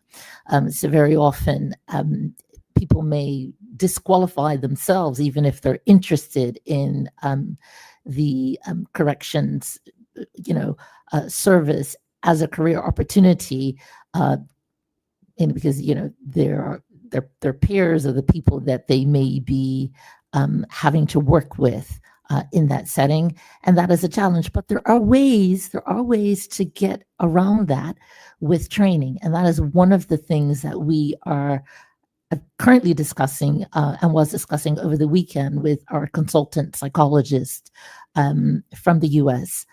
Around that paradigm of how do we strengthen officers to deal with that close degree of proximity to people that they know and be able to adequately discharge their responsibilities in that setting. I have a second question. Yes, you can present it. So the statement talked about the partnerships with a number of, or recruitment, I guess, with a number of partnerships with Gina Spence and Mr. Omadeli, and in particular with his work around dyslexia. Has anything been prescribed, I guess, for prisoners or inmates that may have more neurodivergent issues, so the ADHDs and things that I think are more prevalent in our inmate populations. So how are those learning challenges being integrated into any education and rehabilitation frameworks? Thank you. And that's a really good question. I've said in this chamber before that, while we have offerings of GED programs, the opportunity to engage at pace, and we see that there is initially a good take-up, my investigation has been into the reasons why people might not stick with the program. And as you rightly mentioned, things like ADHD, in addition to dyslexia and other issues, could be the reason. So we haven't done a great job of data gathering in that regard, and that is one of the things that will be happening in the kind of reformed space that we're entering into. It's very, very important that we do proper data gathering so that we can find out what the learning challenges are at the beginning. So that will happen. Mr. Omadele himself has the capabilities to deal with people with ADHD as well. But I think that baseline diagnostic set of data isn't something that's been part of the protocol, but it will be going forward. Okay, so there's a quick supplementary to that. So there isn't a formal diagnosis process for neurodivergent conditions at the moment? At the moment, no. And I have a third question, if I may. Certainly. Relating to the Inmate Skills Bank, which I think is an encouraging step forward, obviously to rehabilitation. But I think, it's one thing asking inmates what their skills are. It's another being able to push them into a labor market that exists. And so my question is, how is that Inmate Skills Bank being structured and maintained moving forward to make sure it's actually a benefit? So we're at the very beginning stages. So it's not a question of how we're maintaining it.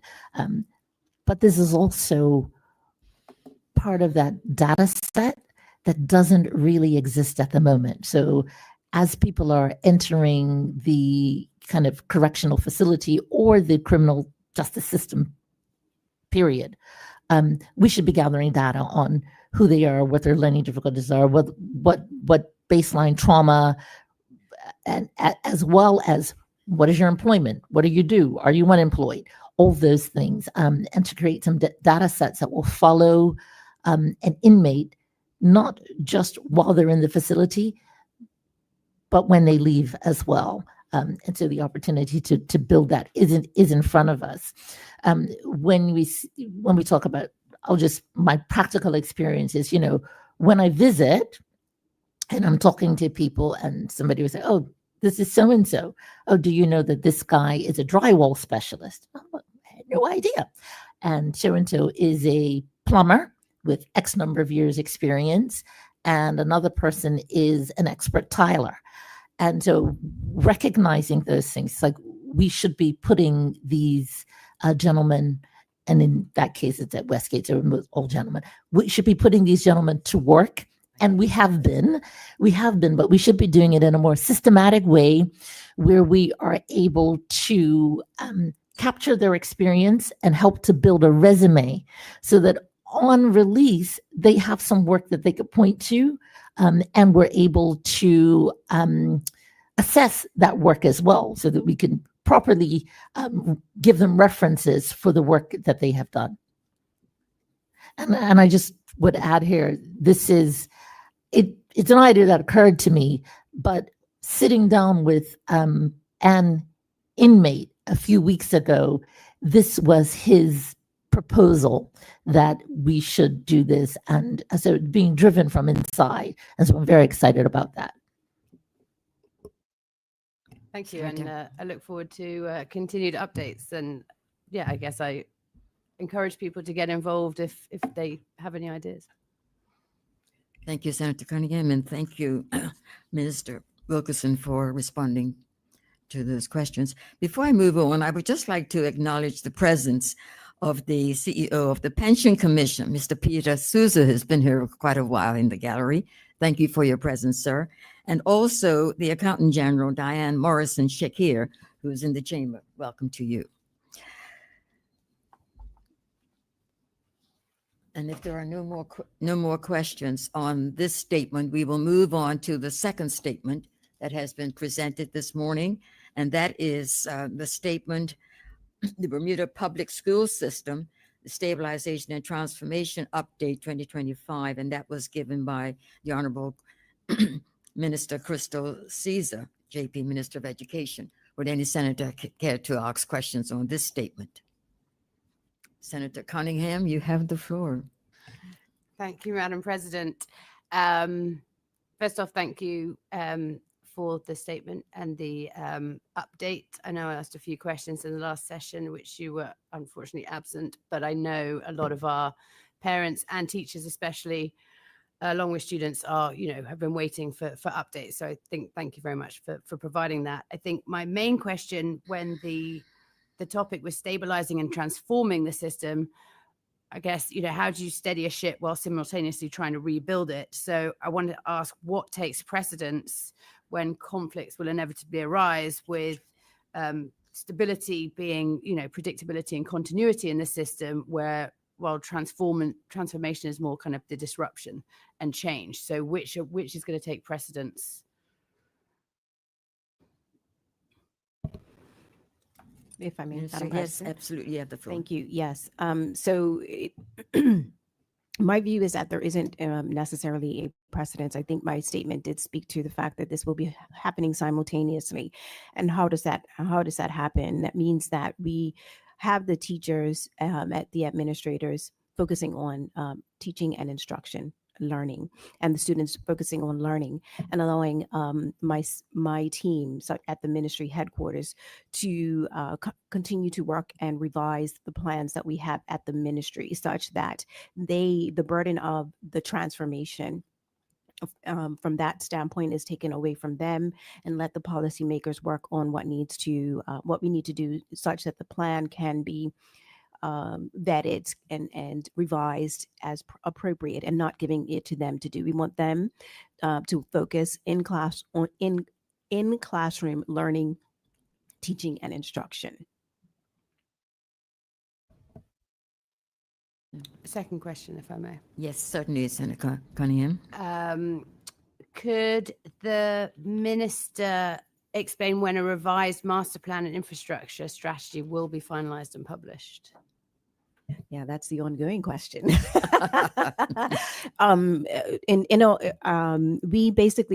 We've begun revising that plan, and I wouldn't want to paint myself into a corner to say it's going to be completed by a specific date. It is my plan, however, or my intention, that at different stages, different stakeholders will be brought into the plan, so that we can update and devise different dates along the way where different stages of the plan can be completed. So I don't want to say it's going to be done by a specific date, because once we start making those revisions, it may change.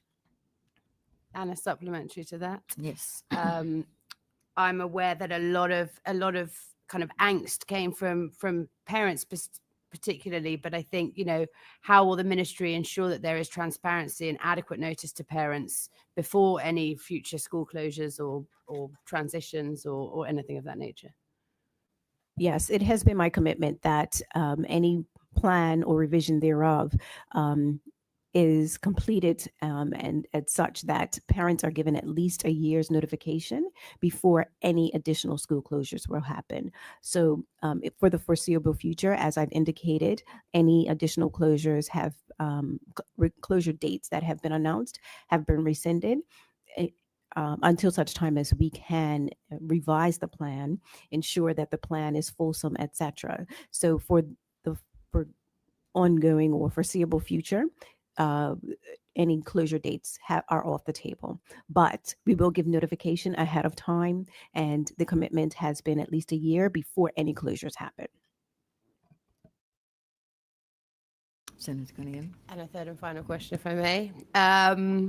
So moving to I'm not talking about signature schools today, don't worry, the parish primary schools. Can the minister or ministry, I guess, confirm that there is sufficient classroom space and facility space for all of the specialist areas, proposed instruction, teaching, and course offerings within them? And that's part of the plan that we're revising, because we don't want to say this school is going to do this and that school is going to do that if you haven't actually done the appropriate assessment to ensure that it can be accommodated. And so that's why we're saying get on with the teaching, the learning, and the instruction. Let us do this assessment and revision, and adjustments that need to be made will be made at once we have that information. I just want supplemental to that. Yes, Senator Cunningham. If our young people population grows or fluctuates significantly, are there plans for expansion of sites and all the rest of it, should we suddenly see a birth rate increase? That would be nice, wouldn't it? I think everybody would be happy about that, for a variety of reasons. But obviously that's what will feed into the plan. We're looking at future state of the country in terms of population size, et cetera, et cetera. So should we believe that there's going to be, somebody or people decide they want to have 5, 10 children like they did back in the day, then we will obviously make the decisions that we need to, such that if the buildings need to be expanded or other locations need to be considered, we will do so at that time. Thank you, Senator Cunningham. Thank you, Minister. Would any other senator care to ask questions on this statement before we move on? Hearing none, then We will move on to the third statement that was given by Senator Lindsey Simmons as a Junior Minister of Home Affairs, Youth and Social Development and Seniors and National Security. And this one was the Royal Bermuda Regiment 60th anniversary. Would any senator care to ask questions on this statement? Hearing none, so we will obviously pleased with your presentation, Senator. We'll move on to her second statement then, which was the update on the policing operations and community safety. Would any senator care to ask questions on this statement that was also presented by Senator Lindsey Simmons? You obviously won everybody over. Oh, Senator Cunningham does have a question. I will. Thank you, Madam President, and thank you to the Junior Minister for her statements, in fact, on the regiment as well. One question on the policing is what steps are being taken to build long-term community trust, especially in the most effective communities with our Bermuda Police Service beyond the increased hotline tip financial rewards? So thank you for that question. I believe that the Bermuda Police Service, along with the National Security, is building a community where we've been told numerous times that you can reach out to any police officer. We're making it so that you don't have to speak to a specific officer. So we're building trust there. And tonight they're going to give a wholesome presentation of why we should look to help support the police. So I think that if you endeavor to come downstairs tonight, they'll give you a full briefing on it. Thank you. Thank you, Senator Cunningham, and thank you, Senator Lindsey Simmons. Moving on to the next statement, and that was the statement that was given by the Honorable Lauren Bell, the Junior Minister for Economy and Labor, and that was on the work permit policy. Would any senator care to ask questions on this statement? Senator Dion Smith, you have the floor. Sorry. Thank you, Madam President. Will the Junior Minister, Lauren Bell, clarify the position on the current work permit restrictions, particularly the requirement for a minimum of 2 years with initial employer before an overseas employee may move from a local business? At present, local Bermudian employers opt for a 3-year work permit, in addition to covering relocation costs, recruitment fees, and other expenses associated with bringing an employee to Bermuda. Yet, after this significant investment, some employees are able to move on much sooner, leaving an employer at a loss. Would the Junior Minister be able to explain why this system allows such limited protection for employers, whether consideration has been given to the following adjustments? Ensuring that new permit holders will remain with their initial employer for the full 3-year term of their permit, and reviewing whether the current system is inadvertently harming Bermudian local businesses who may make good faith investments in overseas staff. Can I move that we move to speak about the work permit policy statement before the workforce development one, as that was a question on the final statement, work permit policy, also from Senator Lauren Bell? Yes. Yes, that's fine. Senator Lauren Bell, then you could proceed to answer the question.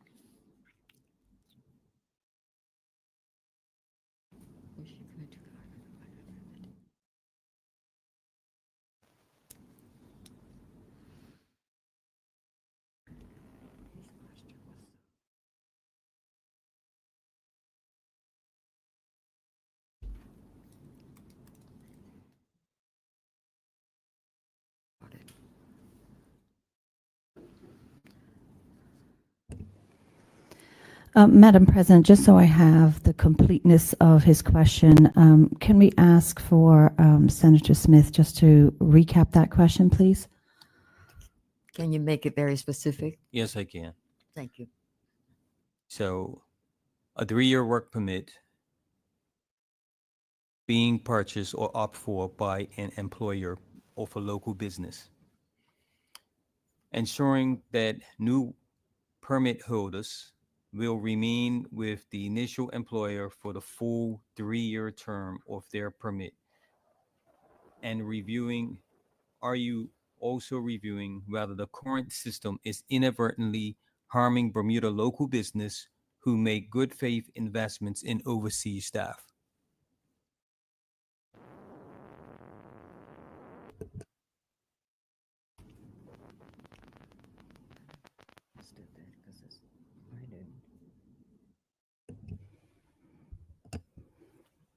Madam President, just while I wait for a response from the technical support team, were there any other questions on the work permit policy? Senator Cunningham, you have the floor. Thank you, Madam President. Just, are there any additional steps being taken that ensure that qualified Bermudians are not being overlooked in favor of work permit holders?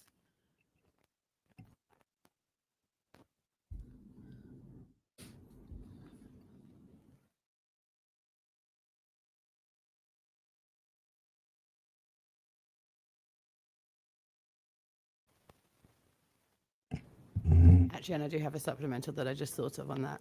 So with Bermudians right now, you prove that the work permit holder has to prove that they can do the job better than the in-resident Bermudian. I think my supplementary to the what additional steps being taken is how is compliance with job adverts and training obligations being monitored for Bermudians?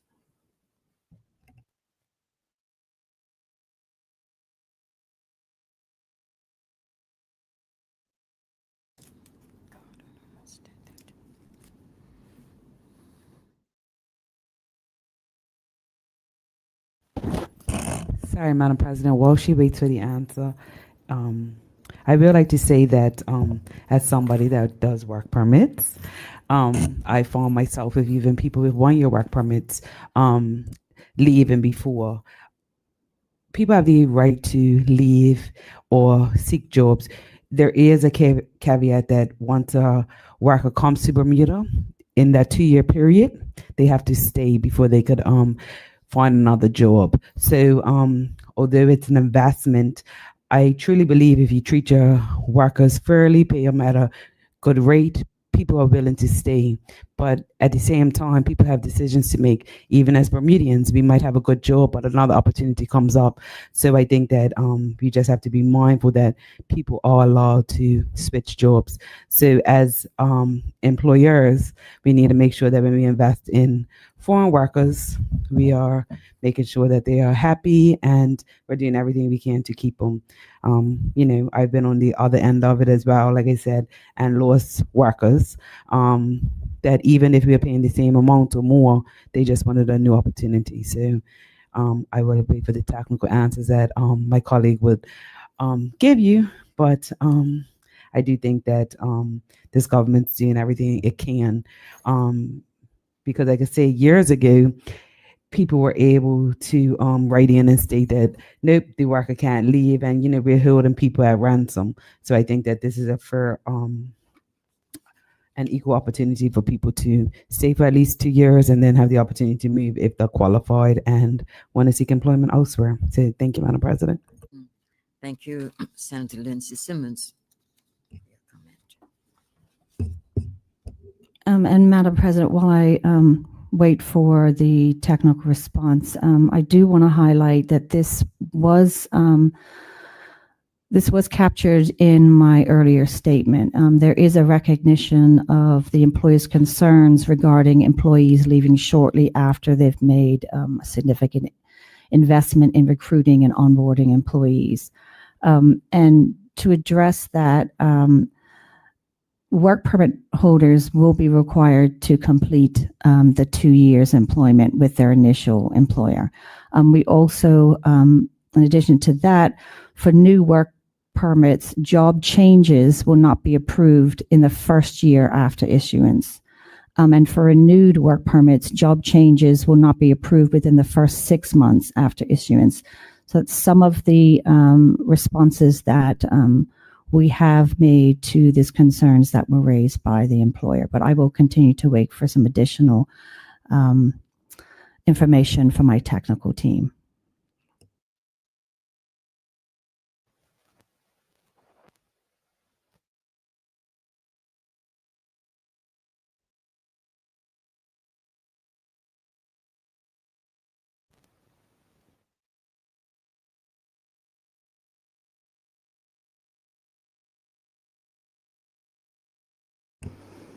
In response to Senator Cunningham's question regarding additional steps that are being taken to ensure qualified Bermudians are not being overlooked, we want to give assurances that through the referral process at the Department of Workforce Development, they are working with immigration to ensure Bermudians are not being overlooked. That's part of the process. Madam President, again, I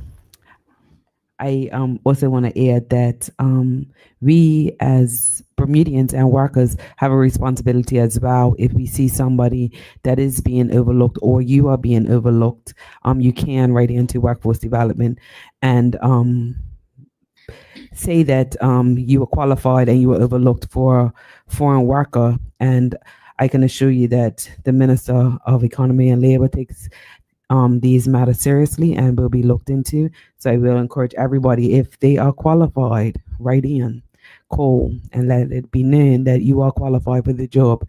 Silence, if you're silent, nobody knows that you were overlooked. So we do have to speak up for ourselves and let the powers that be know that we were overlooked for such jobs. So I encourage people to speak up if they are not getting the jobs that they are qualified for. So that's something that we need to do as well, because I feel that many times we hear people speaking about it, but not everybody puts it forward. And, you know, the minister's not a magician. He doesn't know who is qualified and who's not without reaching out and saying, hey, I applied for this job and I was overlooked for a foreign worker.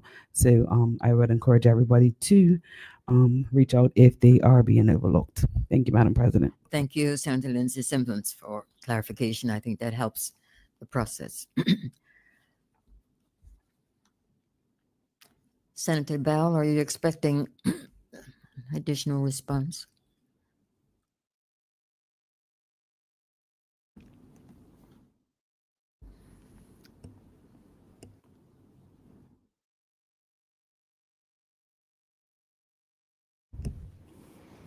Madam President, I think the responses given so far, including the helpful responses from my colleague, Senator Lindsay Simmons, has answered some of those questions. I think it is important to highlight that Bermudians are protected in legislation, including the Human Rights Act that recognizes Bermudians of having the preference for the access to employment opportunities. And of course, the coverage is also found in the Employment Act. Thank you. Thank you, Madam President. And thank you, Senator Lauren Bell. And senators, that concludes the questions. Sorry. Oh, I beg your pardon. There were questions on the workforce development. Did any senator want to pose questions on workforce development? Sorry. Okay. Or the... Yes, there are no questions. All right. Yes, we just want to make sure that all the statements, if senators had questions on any of the statements, that they were all dealt with.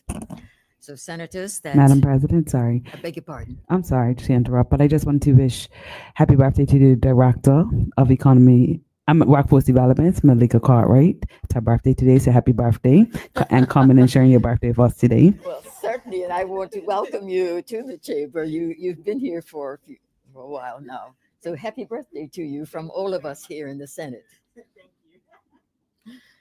And thank you. I knew for that your was out of attendance. order, but she's gonna That's fine. I'm she's glad you gonna did be- because I had not acknowledged her, and Yes, I'm thank glad you you. did, and especially on your birthday. So thank you, senators, for the questions you have put to the statements, and your comments are certainly been accepted. And senators, that moves us on to item number 13, the orders of the day. And the first order of the day is the second reading of the Public Service Superannuation PSSF Stabilization Amendment Act 2025. And that's in the name of the Senator, the Honorable Kim Wilkinson, the Attorney General and Minister of Justice. Minister, you have the floor. Thank you, Madam President. I move, Madam President, that the provisions of Standing Order 25 be granted so that the Senate may now proceed with the second reading of the list of 10 bills, and I will name them in turn, Madam President. The Public Service Superannuation PSSF Stabilization Amendment Act 2025, the National Pension Scheme Occupational Pensions Amendment Act 2025, the Road Traffic Amendment and Validation Act 2025, the Tourism Investment Amendment Act 2025, the Lauren Pink Beach and Elbow Beach Act 2025, the Benefit Entities Act 2025, the Trustee Amendment Act 2025,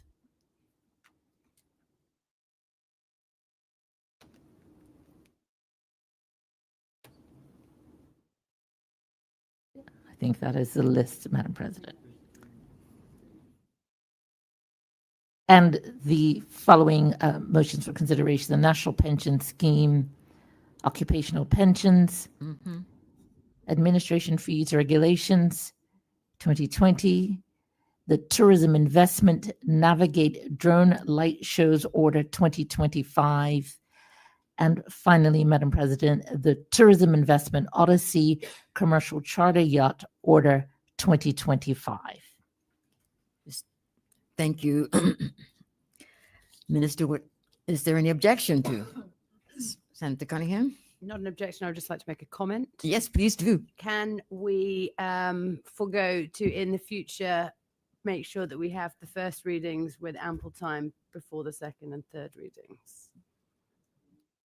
Without having Minister. Yes, absolutely. Thank you. Thank you for that. Therefore, we will be taking under consideration the second reading then of the Public Service Superannuation PSSF Stabilization Amendment Act, and that is, has been stated, in the name of Senator the Honorable Kim Wilkinson, AG and Minister of Justice. Minister, when you're ready, you can present your bill. Thank you, Madam President.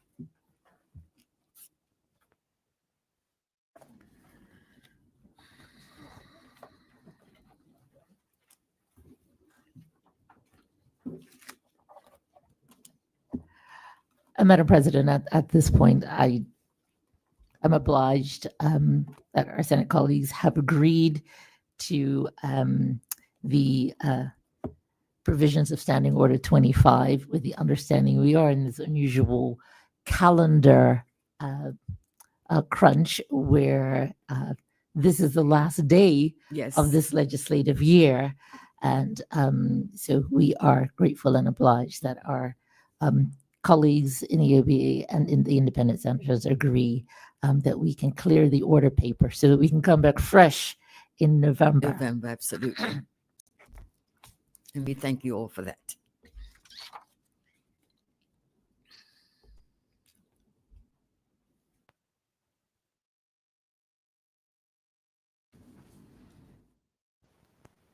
So, Madam President, I move that the bill entitled the Public Service Superannuation Stabilization Amendment Act 2025 be now read a second time.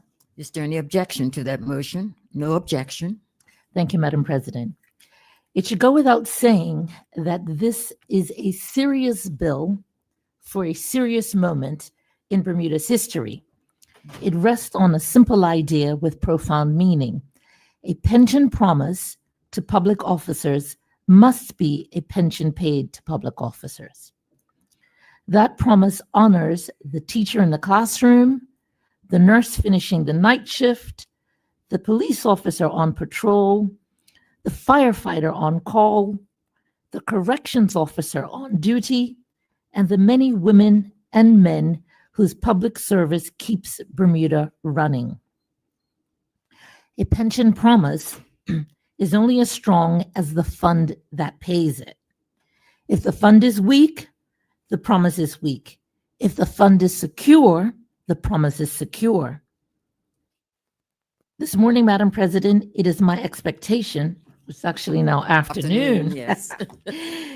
It is my expectation that this honorable House will pass this bill to secure this promise by stabilizing the Public Service Superannuation Fund for the long term. Madam President, we did not arrive here overnight.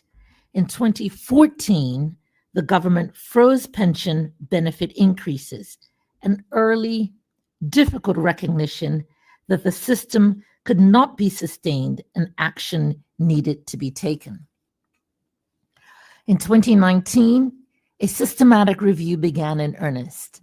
Since then, there have been years of actuarial analysis and scenario testing, repeated cabinet consideration, meetings with union and staff associations across the public service with the goal of ensuring that whatever we bring to this honorable House must be fair, phased, and workable.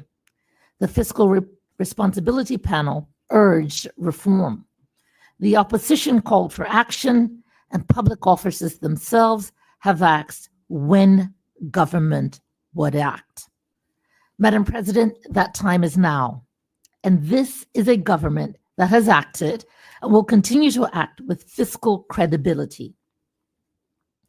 Since returning to office, this Progressive Labour Party government has restored fiscal balance after years of deficits, delivering Bermuda's first budget surplus in 23 years.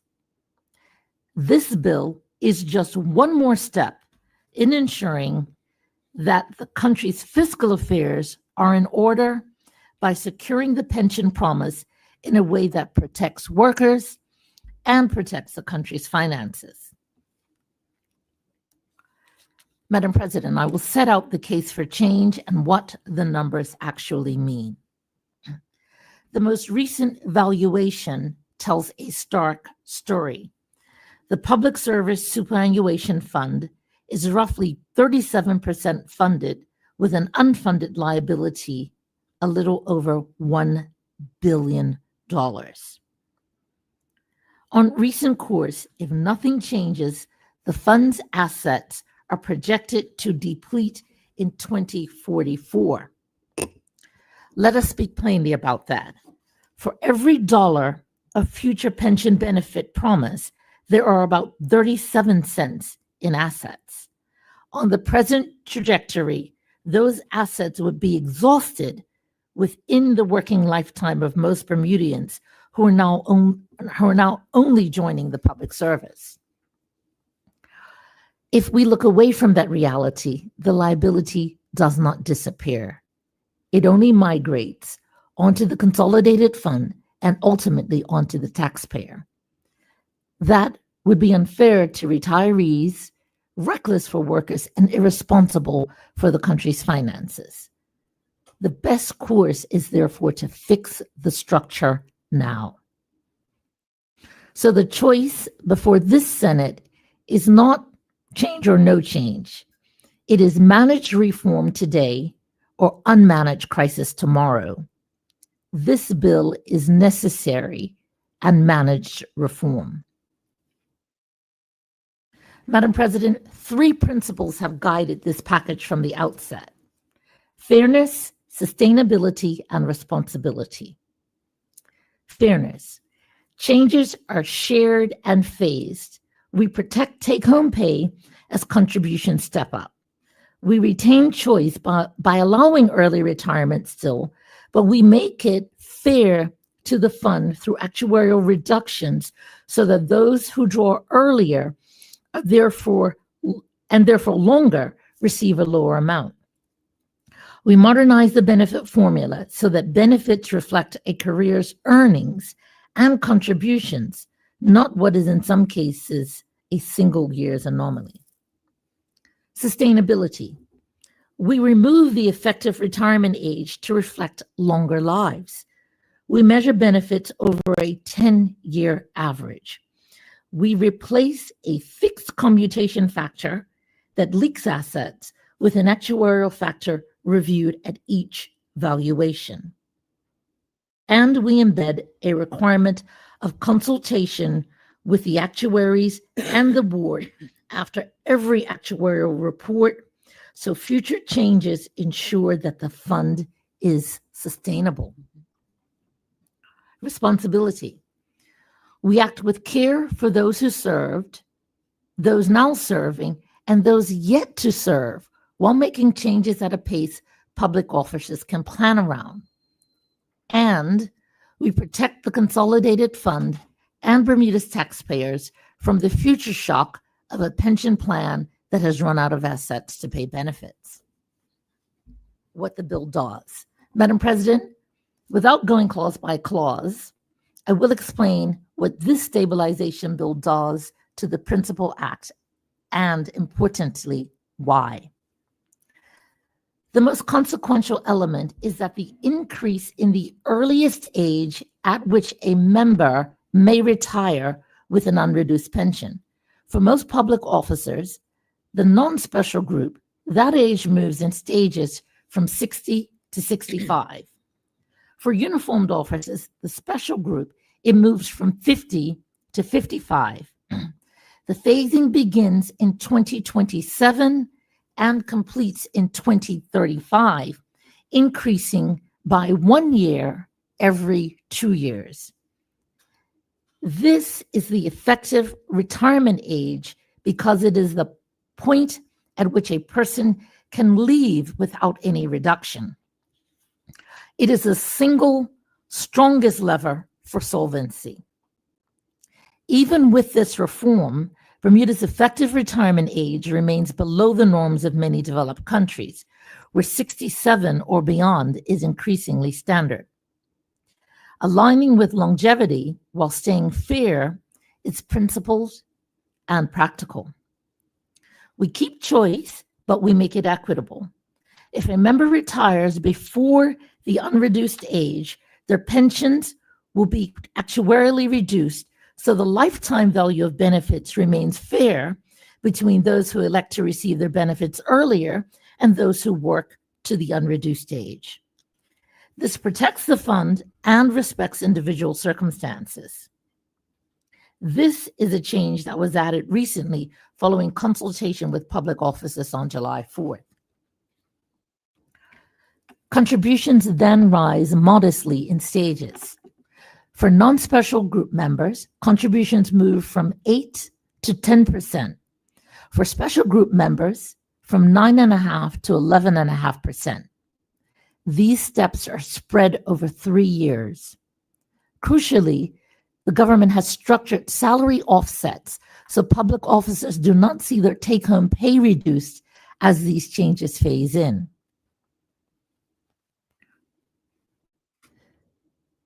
Madam President, this bill also modernizes the benefit formula. Today, pensions are calculated on a final salary basis. In the future, they will be calculated on the average of the final 10 years of salary, phased in from 2027 to 2035. Measuring over a decade is fairer to all and more reflective of the contributions that public officers make to the fund. This change also guards against the outsized effect of a late grade jump on benefits. The bill also updates maximum ages of service, the mandatory retirement ceilings. For most public officers, that cap ultimately rises to 70, and for uniformed officers to 60, both by 2035. Madam President, I stress the distinction. The unreduced age is the effective retirement age and the engine of solvency. The mandatory ceiling is the latest a person must retire. Finally, Madam President, we close a long-standing leak in the fund. At present, members may commute up to a quarter of their pension to a lump sum calculated by a fixed 11.5 conversion factor that has not been revised since the Principal Act was brought into force 44 years ago. In an underfunded plan like ours, a generous fixed factor overpays lump sums and has been a significant contributor to draining the assets of the fund. This bill ends that practice. Instead, the commutation factor will be set on actuarial advice after each valuation and published by the minister. When the fund strengthens, the factor can reflect that strength. When conditions are tighter, the factor protects the fund. This change will ensure that commutations no longer impact the health of the fund, ensuring fairness.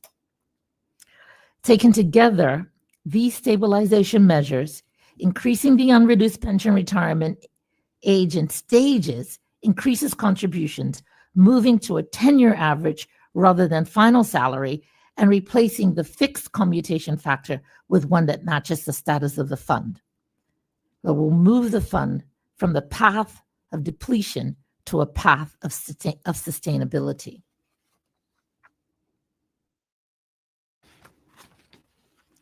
Madam President, the actuaries modeled many scenarios. On the do-nothing path, assets would deplete in 2044. On the stabilization path, in this bill, the fund moves away from depletion and toward long-run full funding. The precise funding ratio in a given year depends on investment returns, inflation, retirement behavior, and commutation take-up. But the direction is what matters, and the direction is upward rather than down.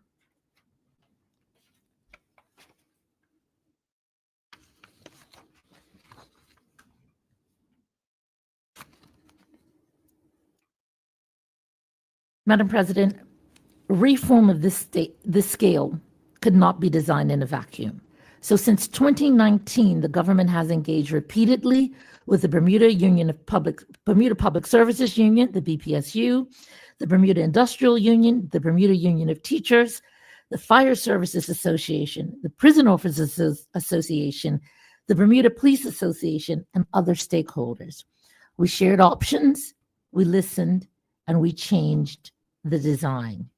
From that process came a longer phasing of the changes, salary offsets that protect take-home pay as contributions step up, and the explicit discipline of an actuarial commutation factor and post-valuation reviews by the board. The robust process of consultation means a better final package because many voices were heard and feedback taken on board.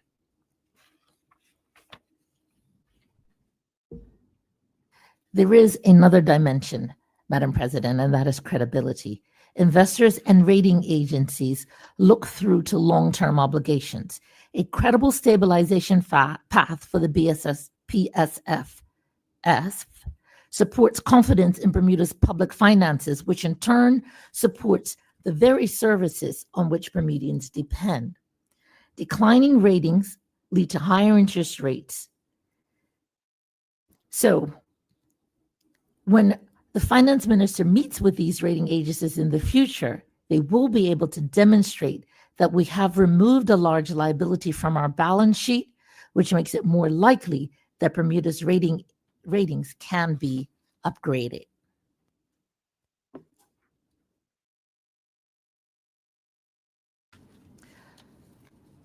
Madam President, as I close out my remarks, I'll remind members of this Honorable Senate that this bill has been years in the making. It reflects the lessons of the 2014 freeze and work that began in 2019. It reflects consultations with unions and staff associations, the advice of actuaries, the scrutiny of cabinet, and the lived reality of public officers. It is fair, it is phased, it is constitutional, it is responsible, and it is, Madam President, above all, necessary. To our public servants, I say this is not about taking something from you. It is about protecting what is yours. To our retirees, I say, because we are fixing the structure, we can responsibly consider increases this fiscal year, guided by the numbers and the board, and anchored to a long-run funding path that keeps the path sound. To the people of Bermuda, I say, this is how we keep faith, by securing the pension promise and safeguarding the public finances. Madam President, this is a big deal. It is a major step forward, and I'm honored on behalf of the government to commend the Public Service Superannuation Stabilization Amendment Act 2025 to this Honorable Senate, and move that it now be read a second time. Thank you, Minister Wilkinson. And before I open the floor to senators to respond to this bill, I would just like to acknowledge the presence of Mr. Michael Scott, the former MP and senator, former Attorney General, who's in the gallery. Welcome to you, sir. Would any senator care to speak on this bill? Senator Cunningham, you have the floor. Thank you. Thank you, Madam President. And thank you for that statement. I think I can safely say the One Bermuda Alliance recognizes this, the sustainability of the PSSF is essential. Ultimately, it's our teachers, our police officers, our firefighters, prison officers, which we've just been talking about, and so many others that dedicate their life to public service. And I think they deserve the security of knowing that when they retire, that those pensions will be there for them as needed. And I think the numbers quite shockingly speak for themselves, with 37% funded, with an actuarial deficit of $1 billion. I think without reform, obviously, we can say, you know, it'll be depleted by 2045. We need to do something, because to do nothing would be irresponsible. And I think, you know, in general, I think the One Bermuda Alliance, or I know the One Bermuda Alliance supports the principle of strengthening the fund so that it can meet its future obligations. That said, I do have a few questions. And firstly, on contributions. So it lays out that public officers will be asked to pay more into the fund, moving from, I believe, 8% to 10%, and then 9.5% to 11.5% for the uniform services. While government has said that the salary uplifts will offset most of these increases, what assurances do we have that these uplifts will keep pace with inflation and cost of living? As for so many Bermudians, their take-home pay is already stretched pretty thin. Secondly, on the retirement age, so non-special groups will see their pension age move from 60 to 65, and uniform services from 50 to 55, phased in over a decade. So mandatory retirement ages will also rise. While this is obviously reflecting longer life expectancy, which we've also talked about today, has there been an impact analysis on workforce planning, and kind of, you know, how that's going to be impacted by longer life expectancies? And will this ultimately slow progression for younger Bermudians in the public service? So I actually just calculated that my retirement age at 65 will be 2046. And I wouldn't call myself old. But there's 2 decades of youngsters behind me who may already be in the public service. So, you know, now we're upping the age of retirement. Are younger Bermudians in the public service now going to take that much longer to get promotions or uplift in those salaries? And And then I think on the pension formula, so we've moved from the final salary calculation, final year salary calculation to the average of 10 years. That obviously will reduce expected benefits for most. I would ask, has the government modeled what that impact is in real dollar terms? As I think Bermudians do deserve transparency, and I assume most will have calculated it themselves, but how this would affect them. Thank you, Senator Kenny. Can you repeat the third question, the final one? So we're moving from a pension formula of it being the final year salary calculation to the 10-year salary calculation. So has the government modeled the impact that would have on each individual in real dollar terms? Because obviously you can calculate, I mean, I have no idea how much my defined contribution plan would be at the end of the day, but with the defined benefit plan, you can almost calculate when you can retire based on what those benefit levels are. I can keep going. Yes? I think you're entitled to 3 questions. You've asked 3. Okay. Certainly, I can. I realize They're you could good, go very one and all. specific. Yes. Close out, but yes. Would any- Thank you, Senator Kenny. I'll start with the last question, and I think it is: have we modeled the impact of the change of calculating the final year salary versus the 10-year average? That has been modeled. Your question really went to, have we modeled it for each individual? Right? I think you'd recognize that would be impossible, because we have no idea of what an individual's career trajectory is going to be. In order to model it to the person, you'd have to have an idea that a person's going to first stay in the public service, and then they're going to get certain levels of promotion, and then they're going to end up in a certain salary band. So I think the level of analysis per person through their projected career, I think, would be impossible to do. But I think the models have been based on what we have seen already. And certainly you might appreciate that we're currently in a situation where, as you see, government jobs advertised in grade bands, a person might have reached the highest grade band in the year that they're retiring, and they have the opportunity, in the current system, to be retired on that benefit when really they haven't worked their careers at that. And so I think recognizing the inequity in that is really what's important about getting to the 10-year average. And it's recognizing that you are being pensioned for your career. So I think that takes care of the third question. The second question, the way I understood it, I think it doesn't relate to the technical modeling. I think it's a question on the policy question around whether younger people, if I paraphrase it, it's whether younger people would be blocked from opportunities because older people are going to be continuing to work. I think from a practical standpoint, we just can't have it both ways. Right. And what we have seen is with the challenges around the cost of living here, I think there's a clear desire for people to want to work longer. And what certainly I've seen myself in the Ministry of Justice is that people who are experienced and they are at the ends of their careers, they're having to leave the service simply because they've reached that age, not because they don't have more of a contribution to make.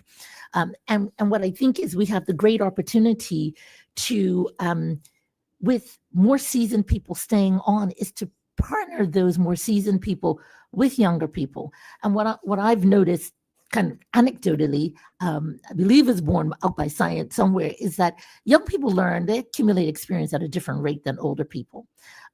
They will have a different skill sets being kind of growing up in a technological age. So I don't think there's a competition for the same job being done the same way. I think it's recognition that younger people bring a different set of skill suites that can be combined with those that older people have. and to complement, our workspaces in a way that absolutely must be encouraged.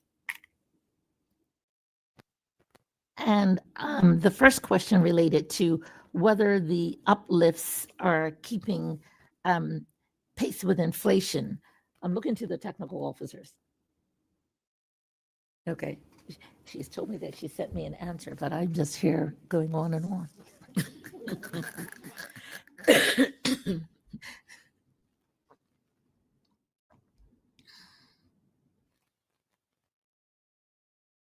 Yes.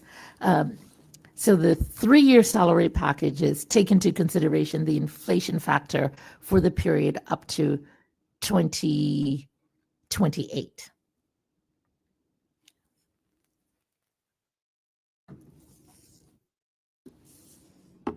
And clearly, there'd be an understanding that what salary packages are doing is often a function of the collective bargaining agreements with the unions, and they also will be modeling that as part of their go-forward negotiations. That'll be the situation beyond 2028. Thank you. Thank you, Minister. Would any other senator care to speak on this bill? Hearing none, then Minister Wilkerson, it's up to you to pass your bill.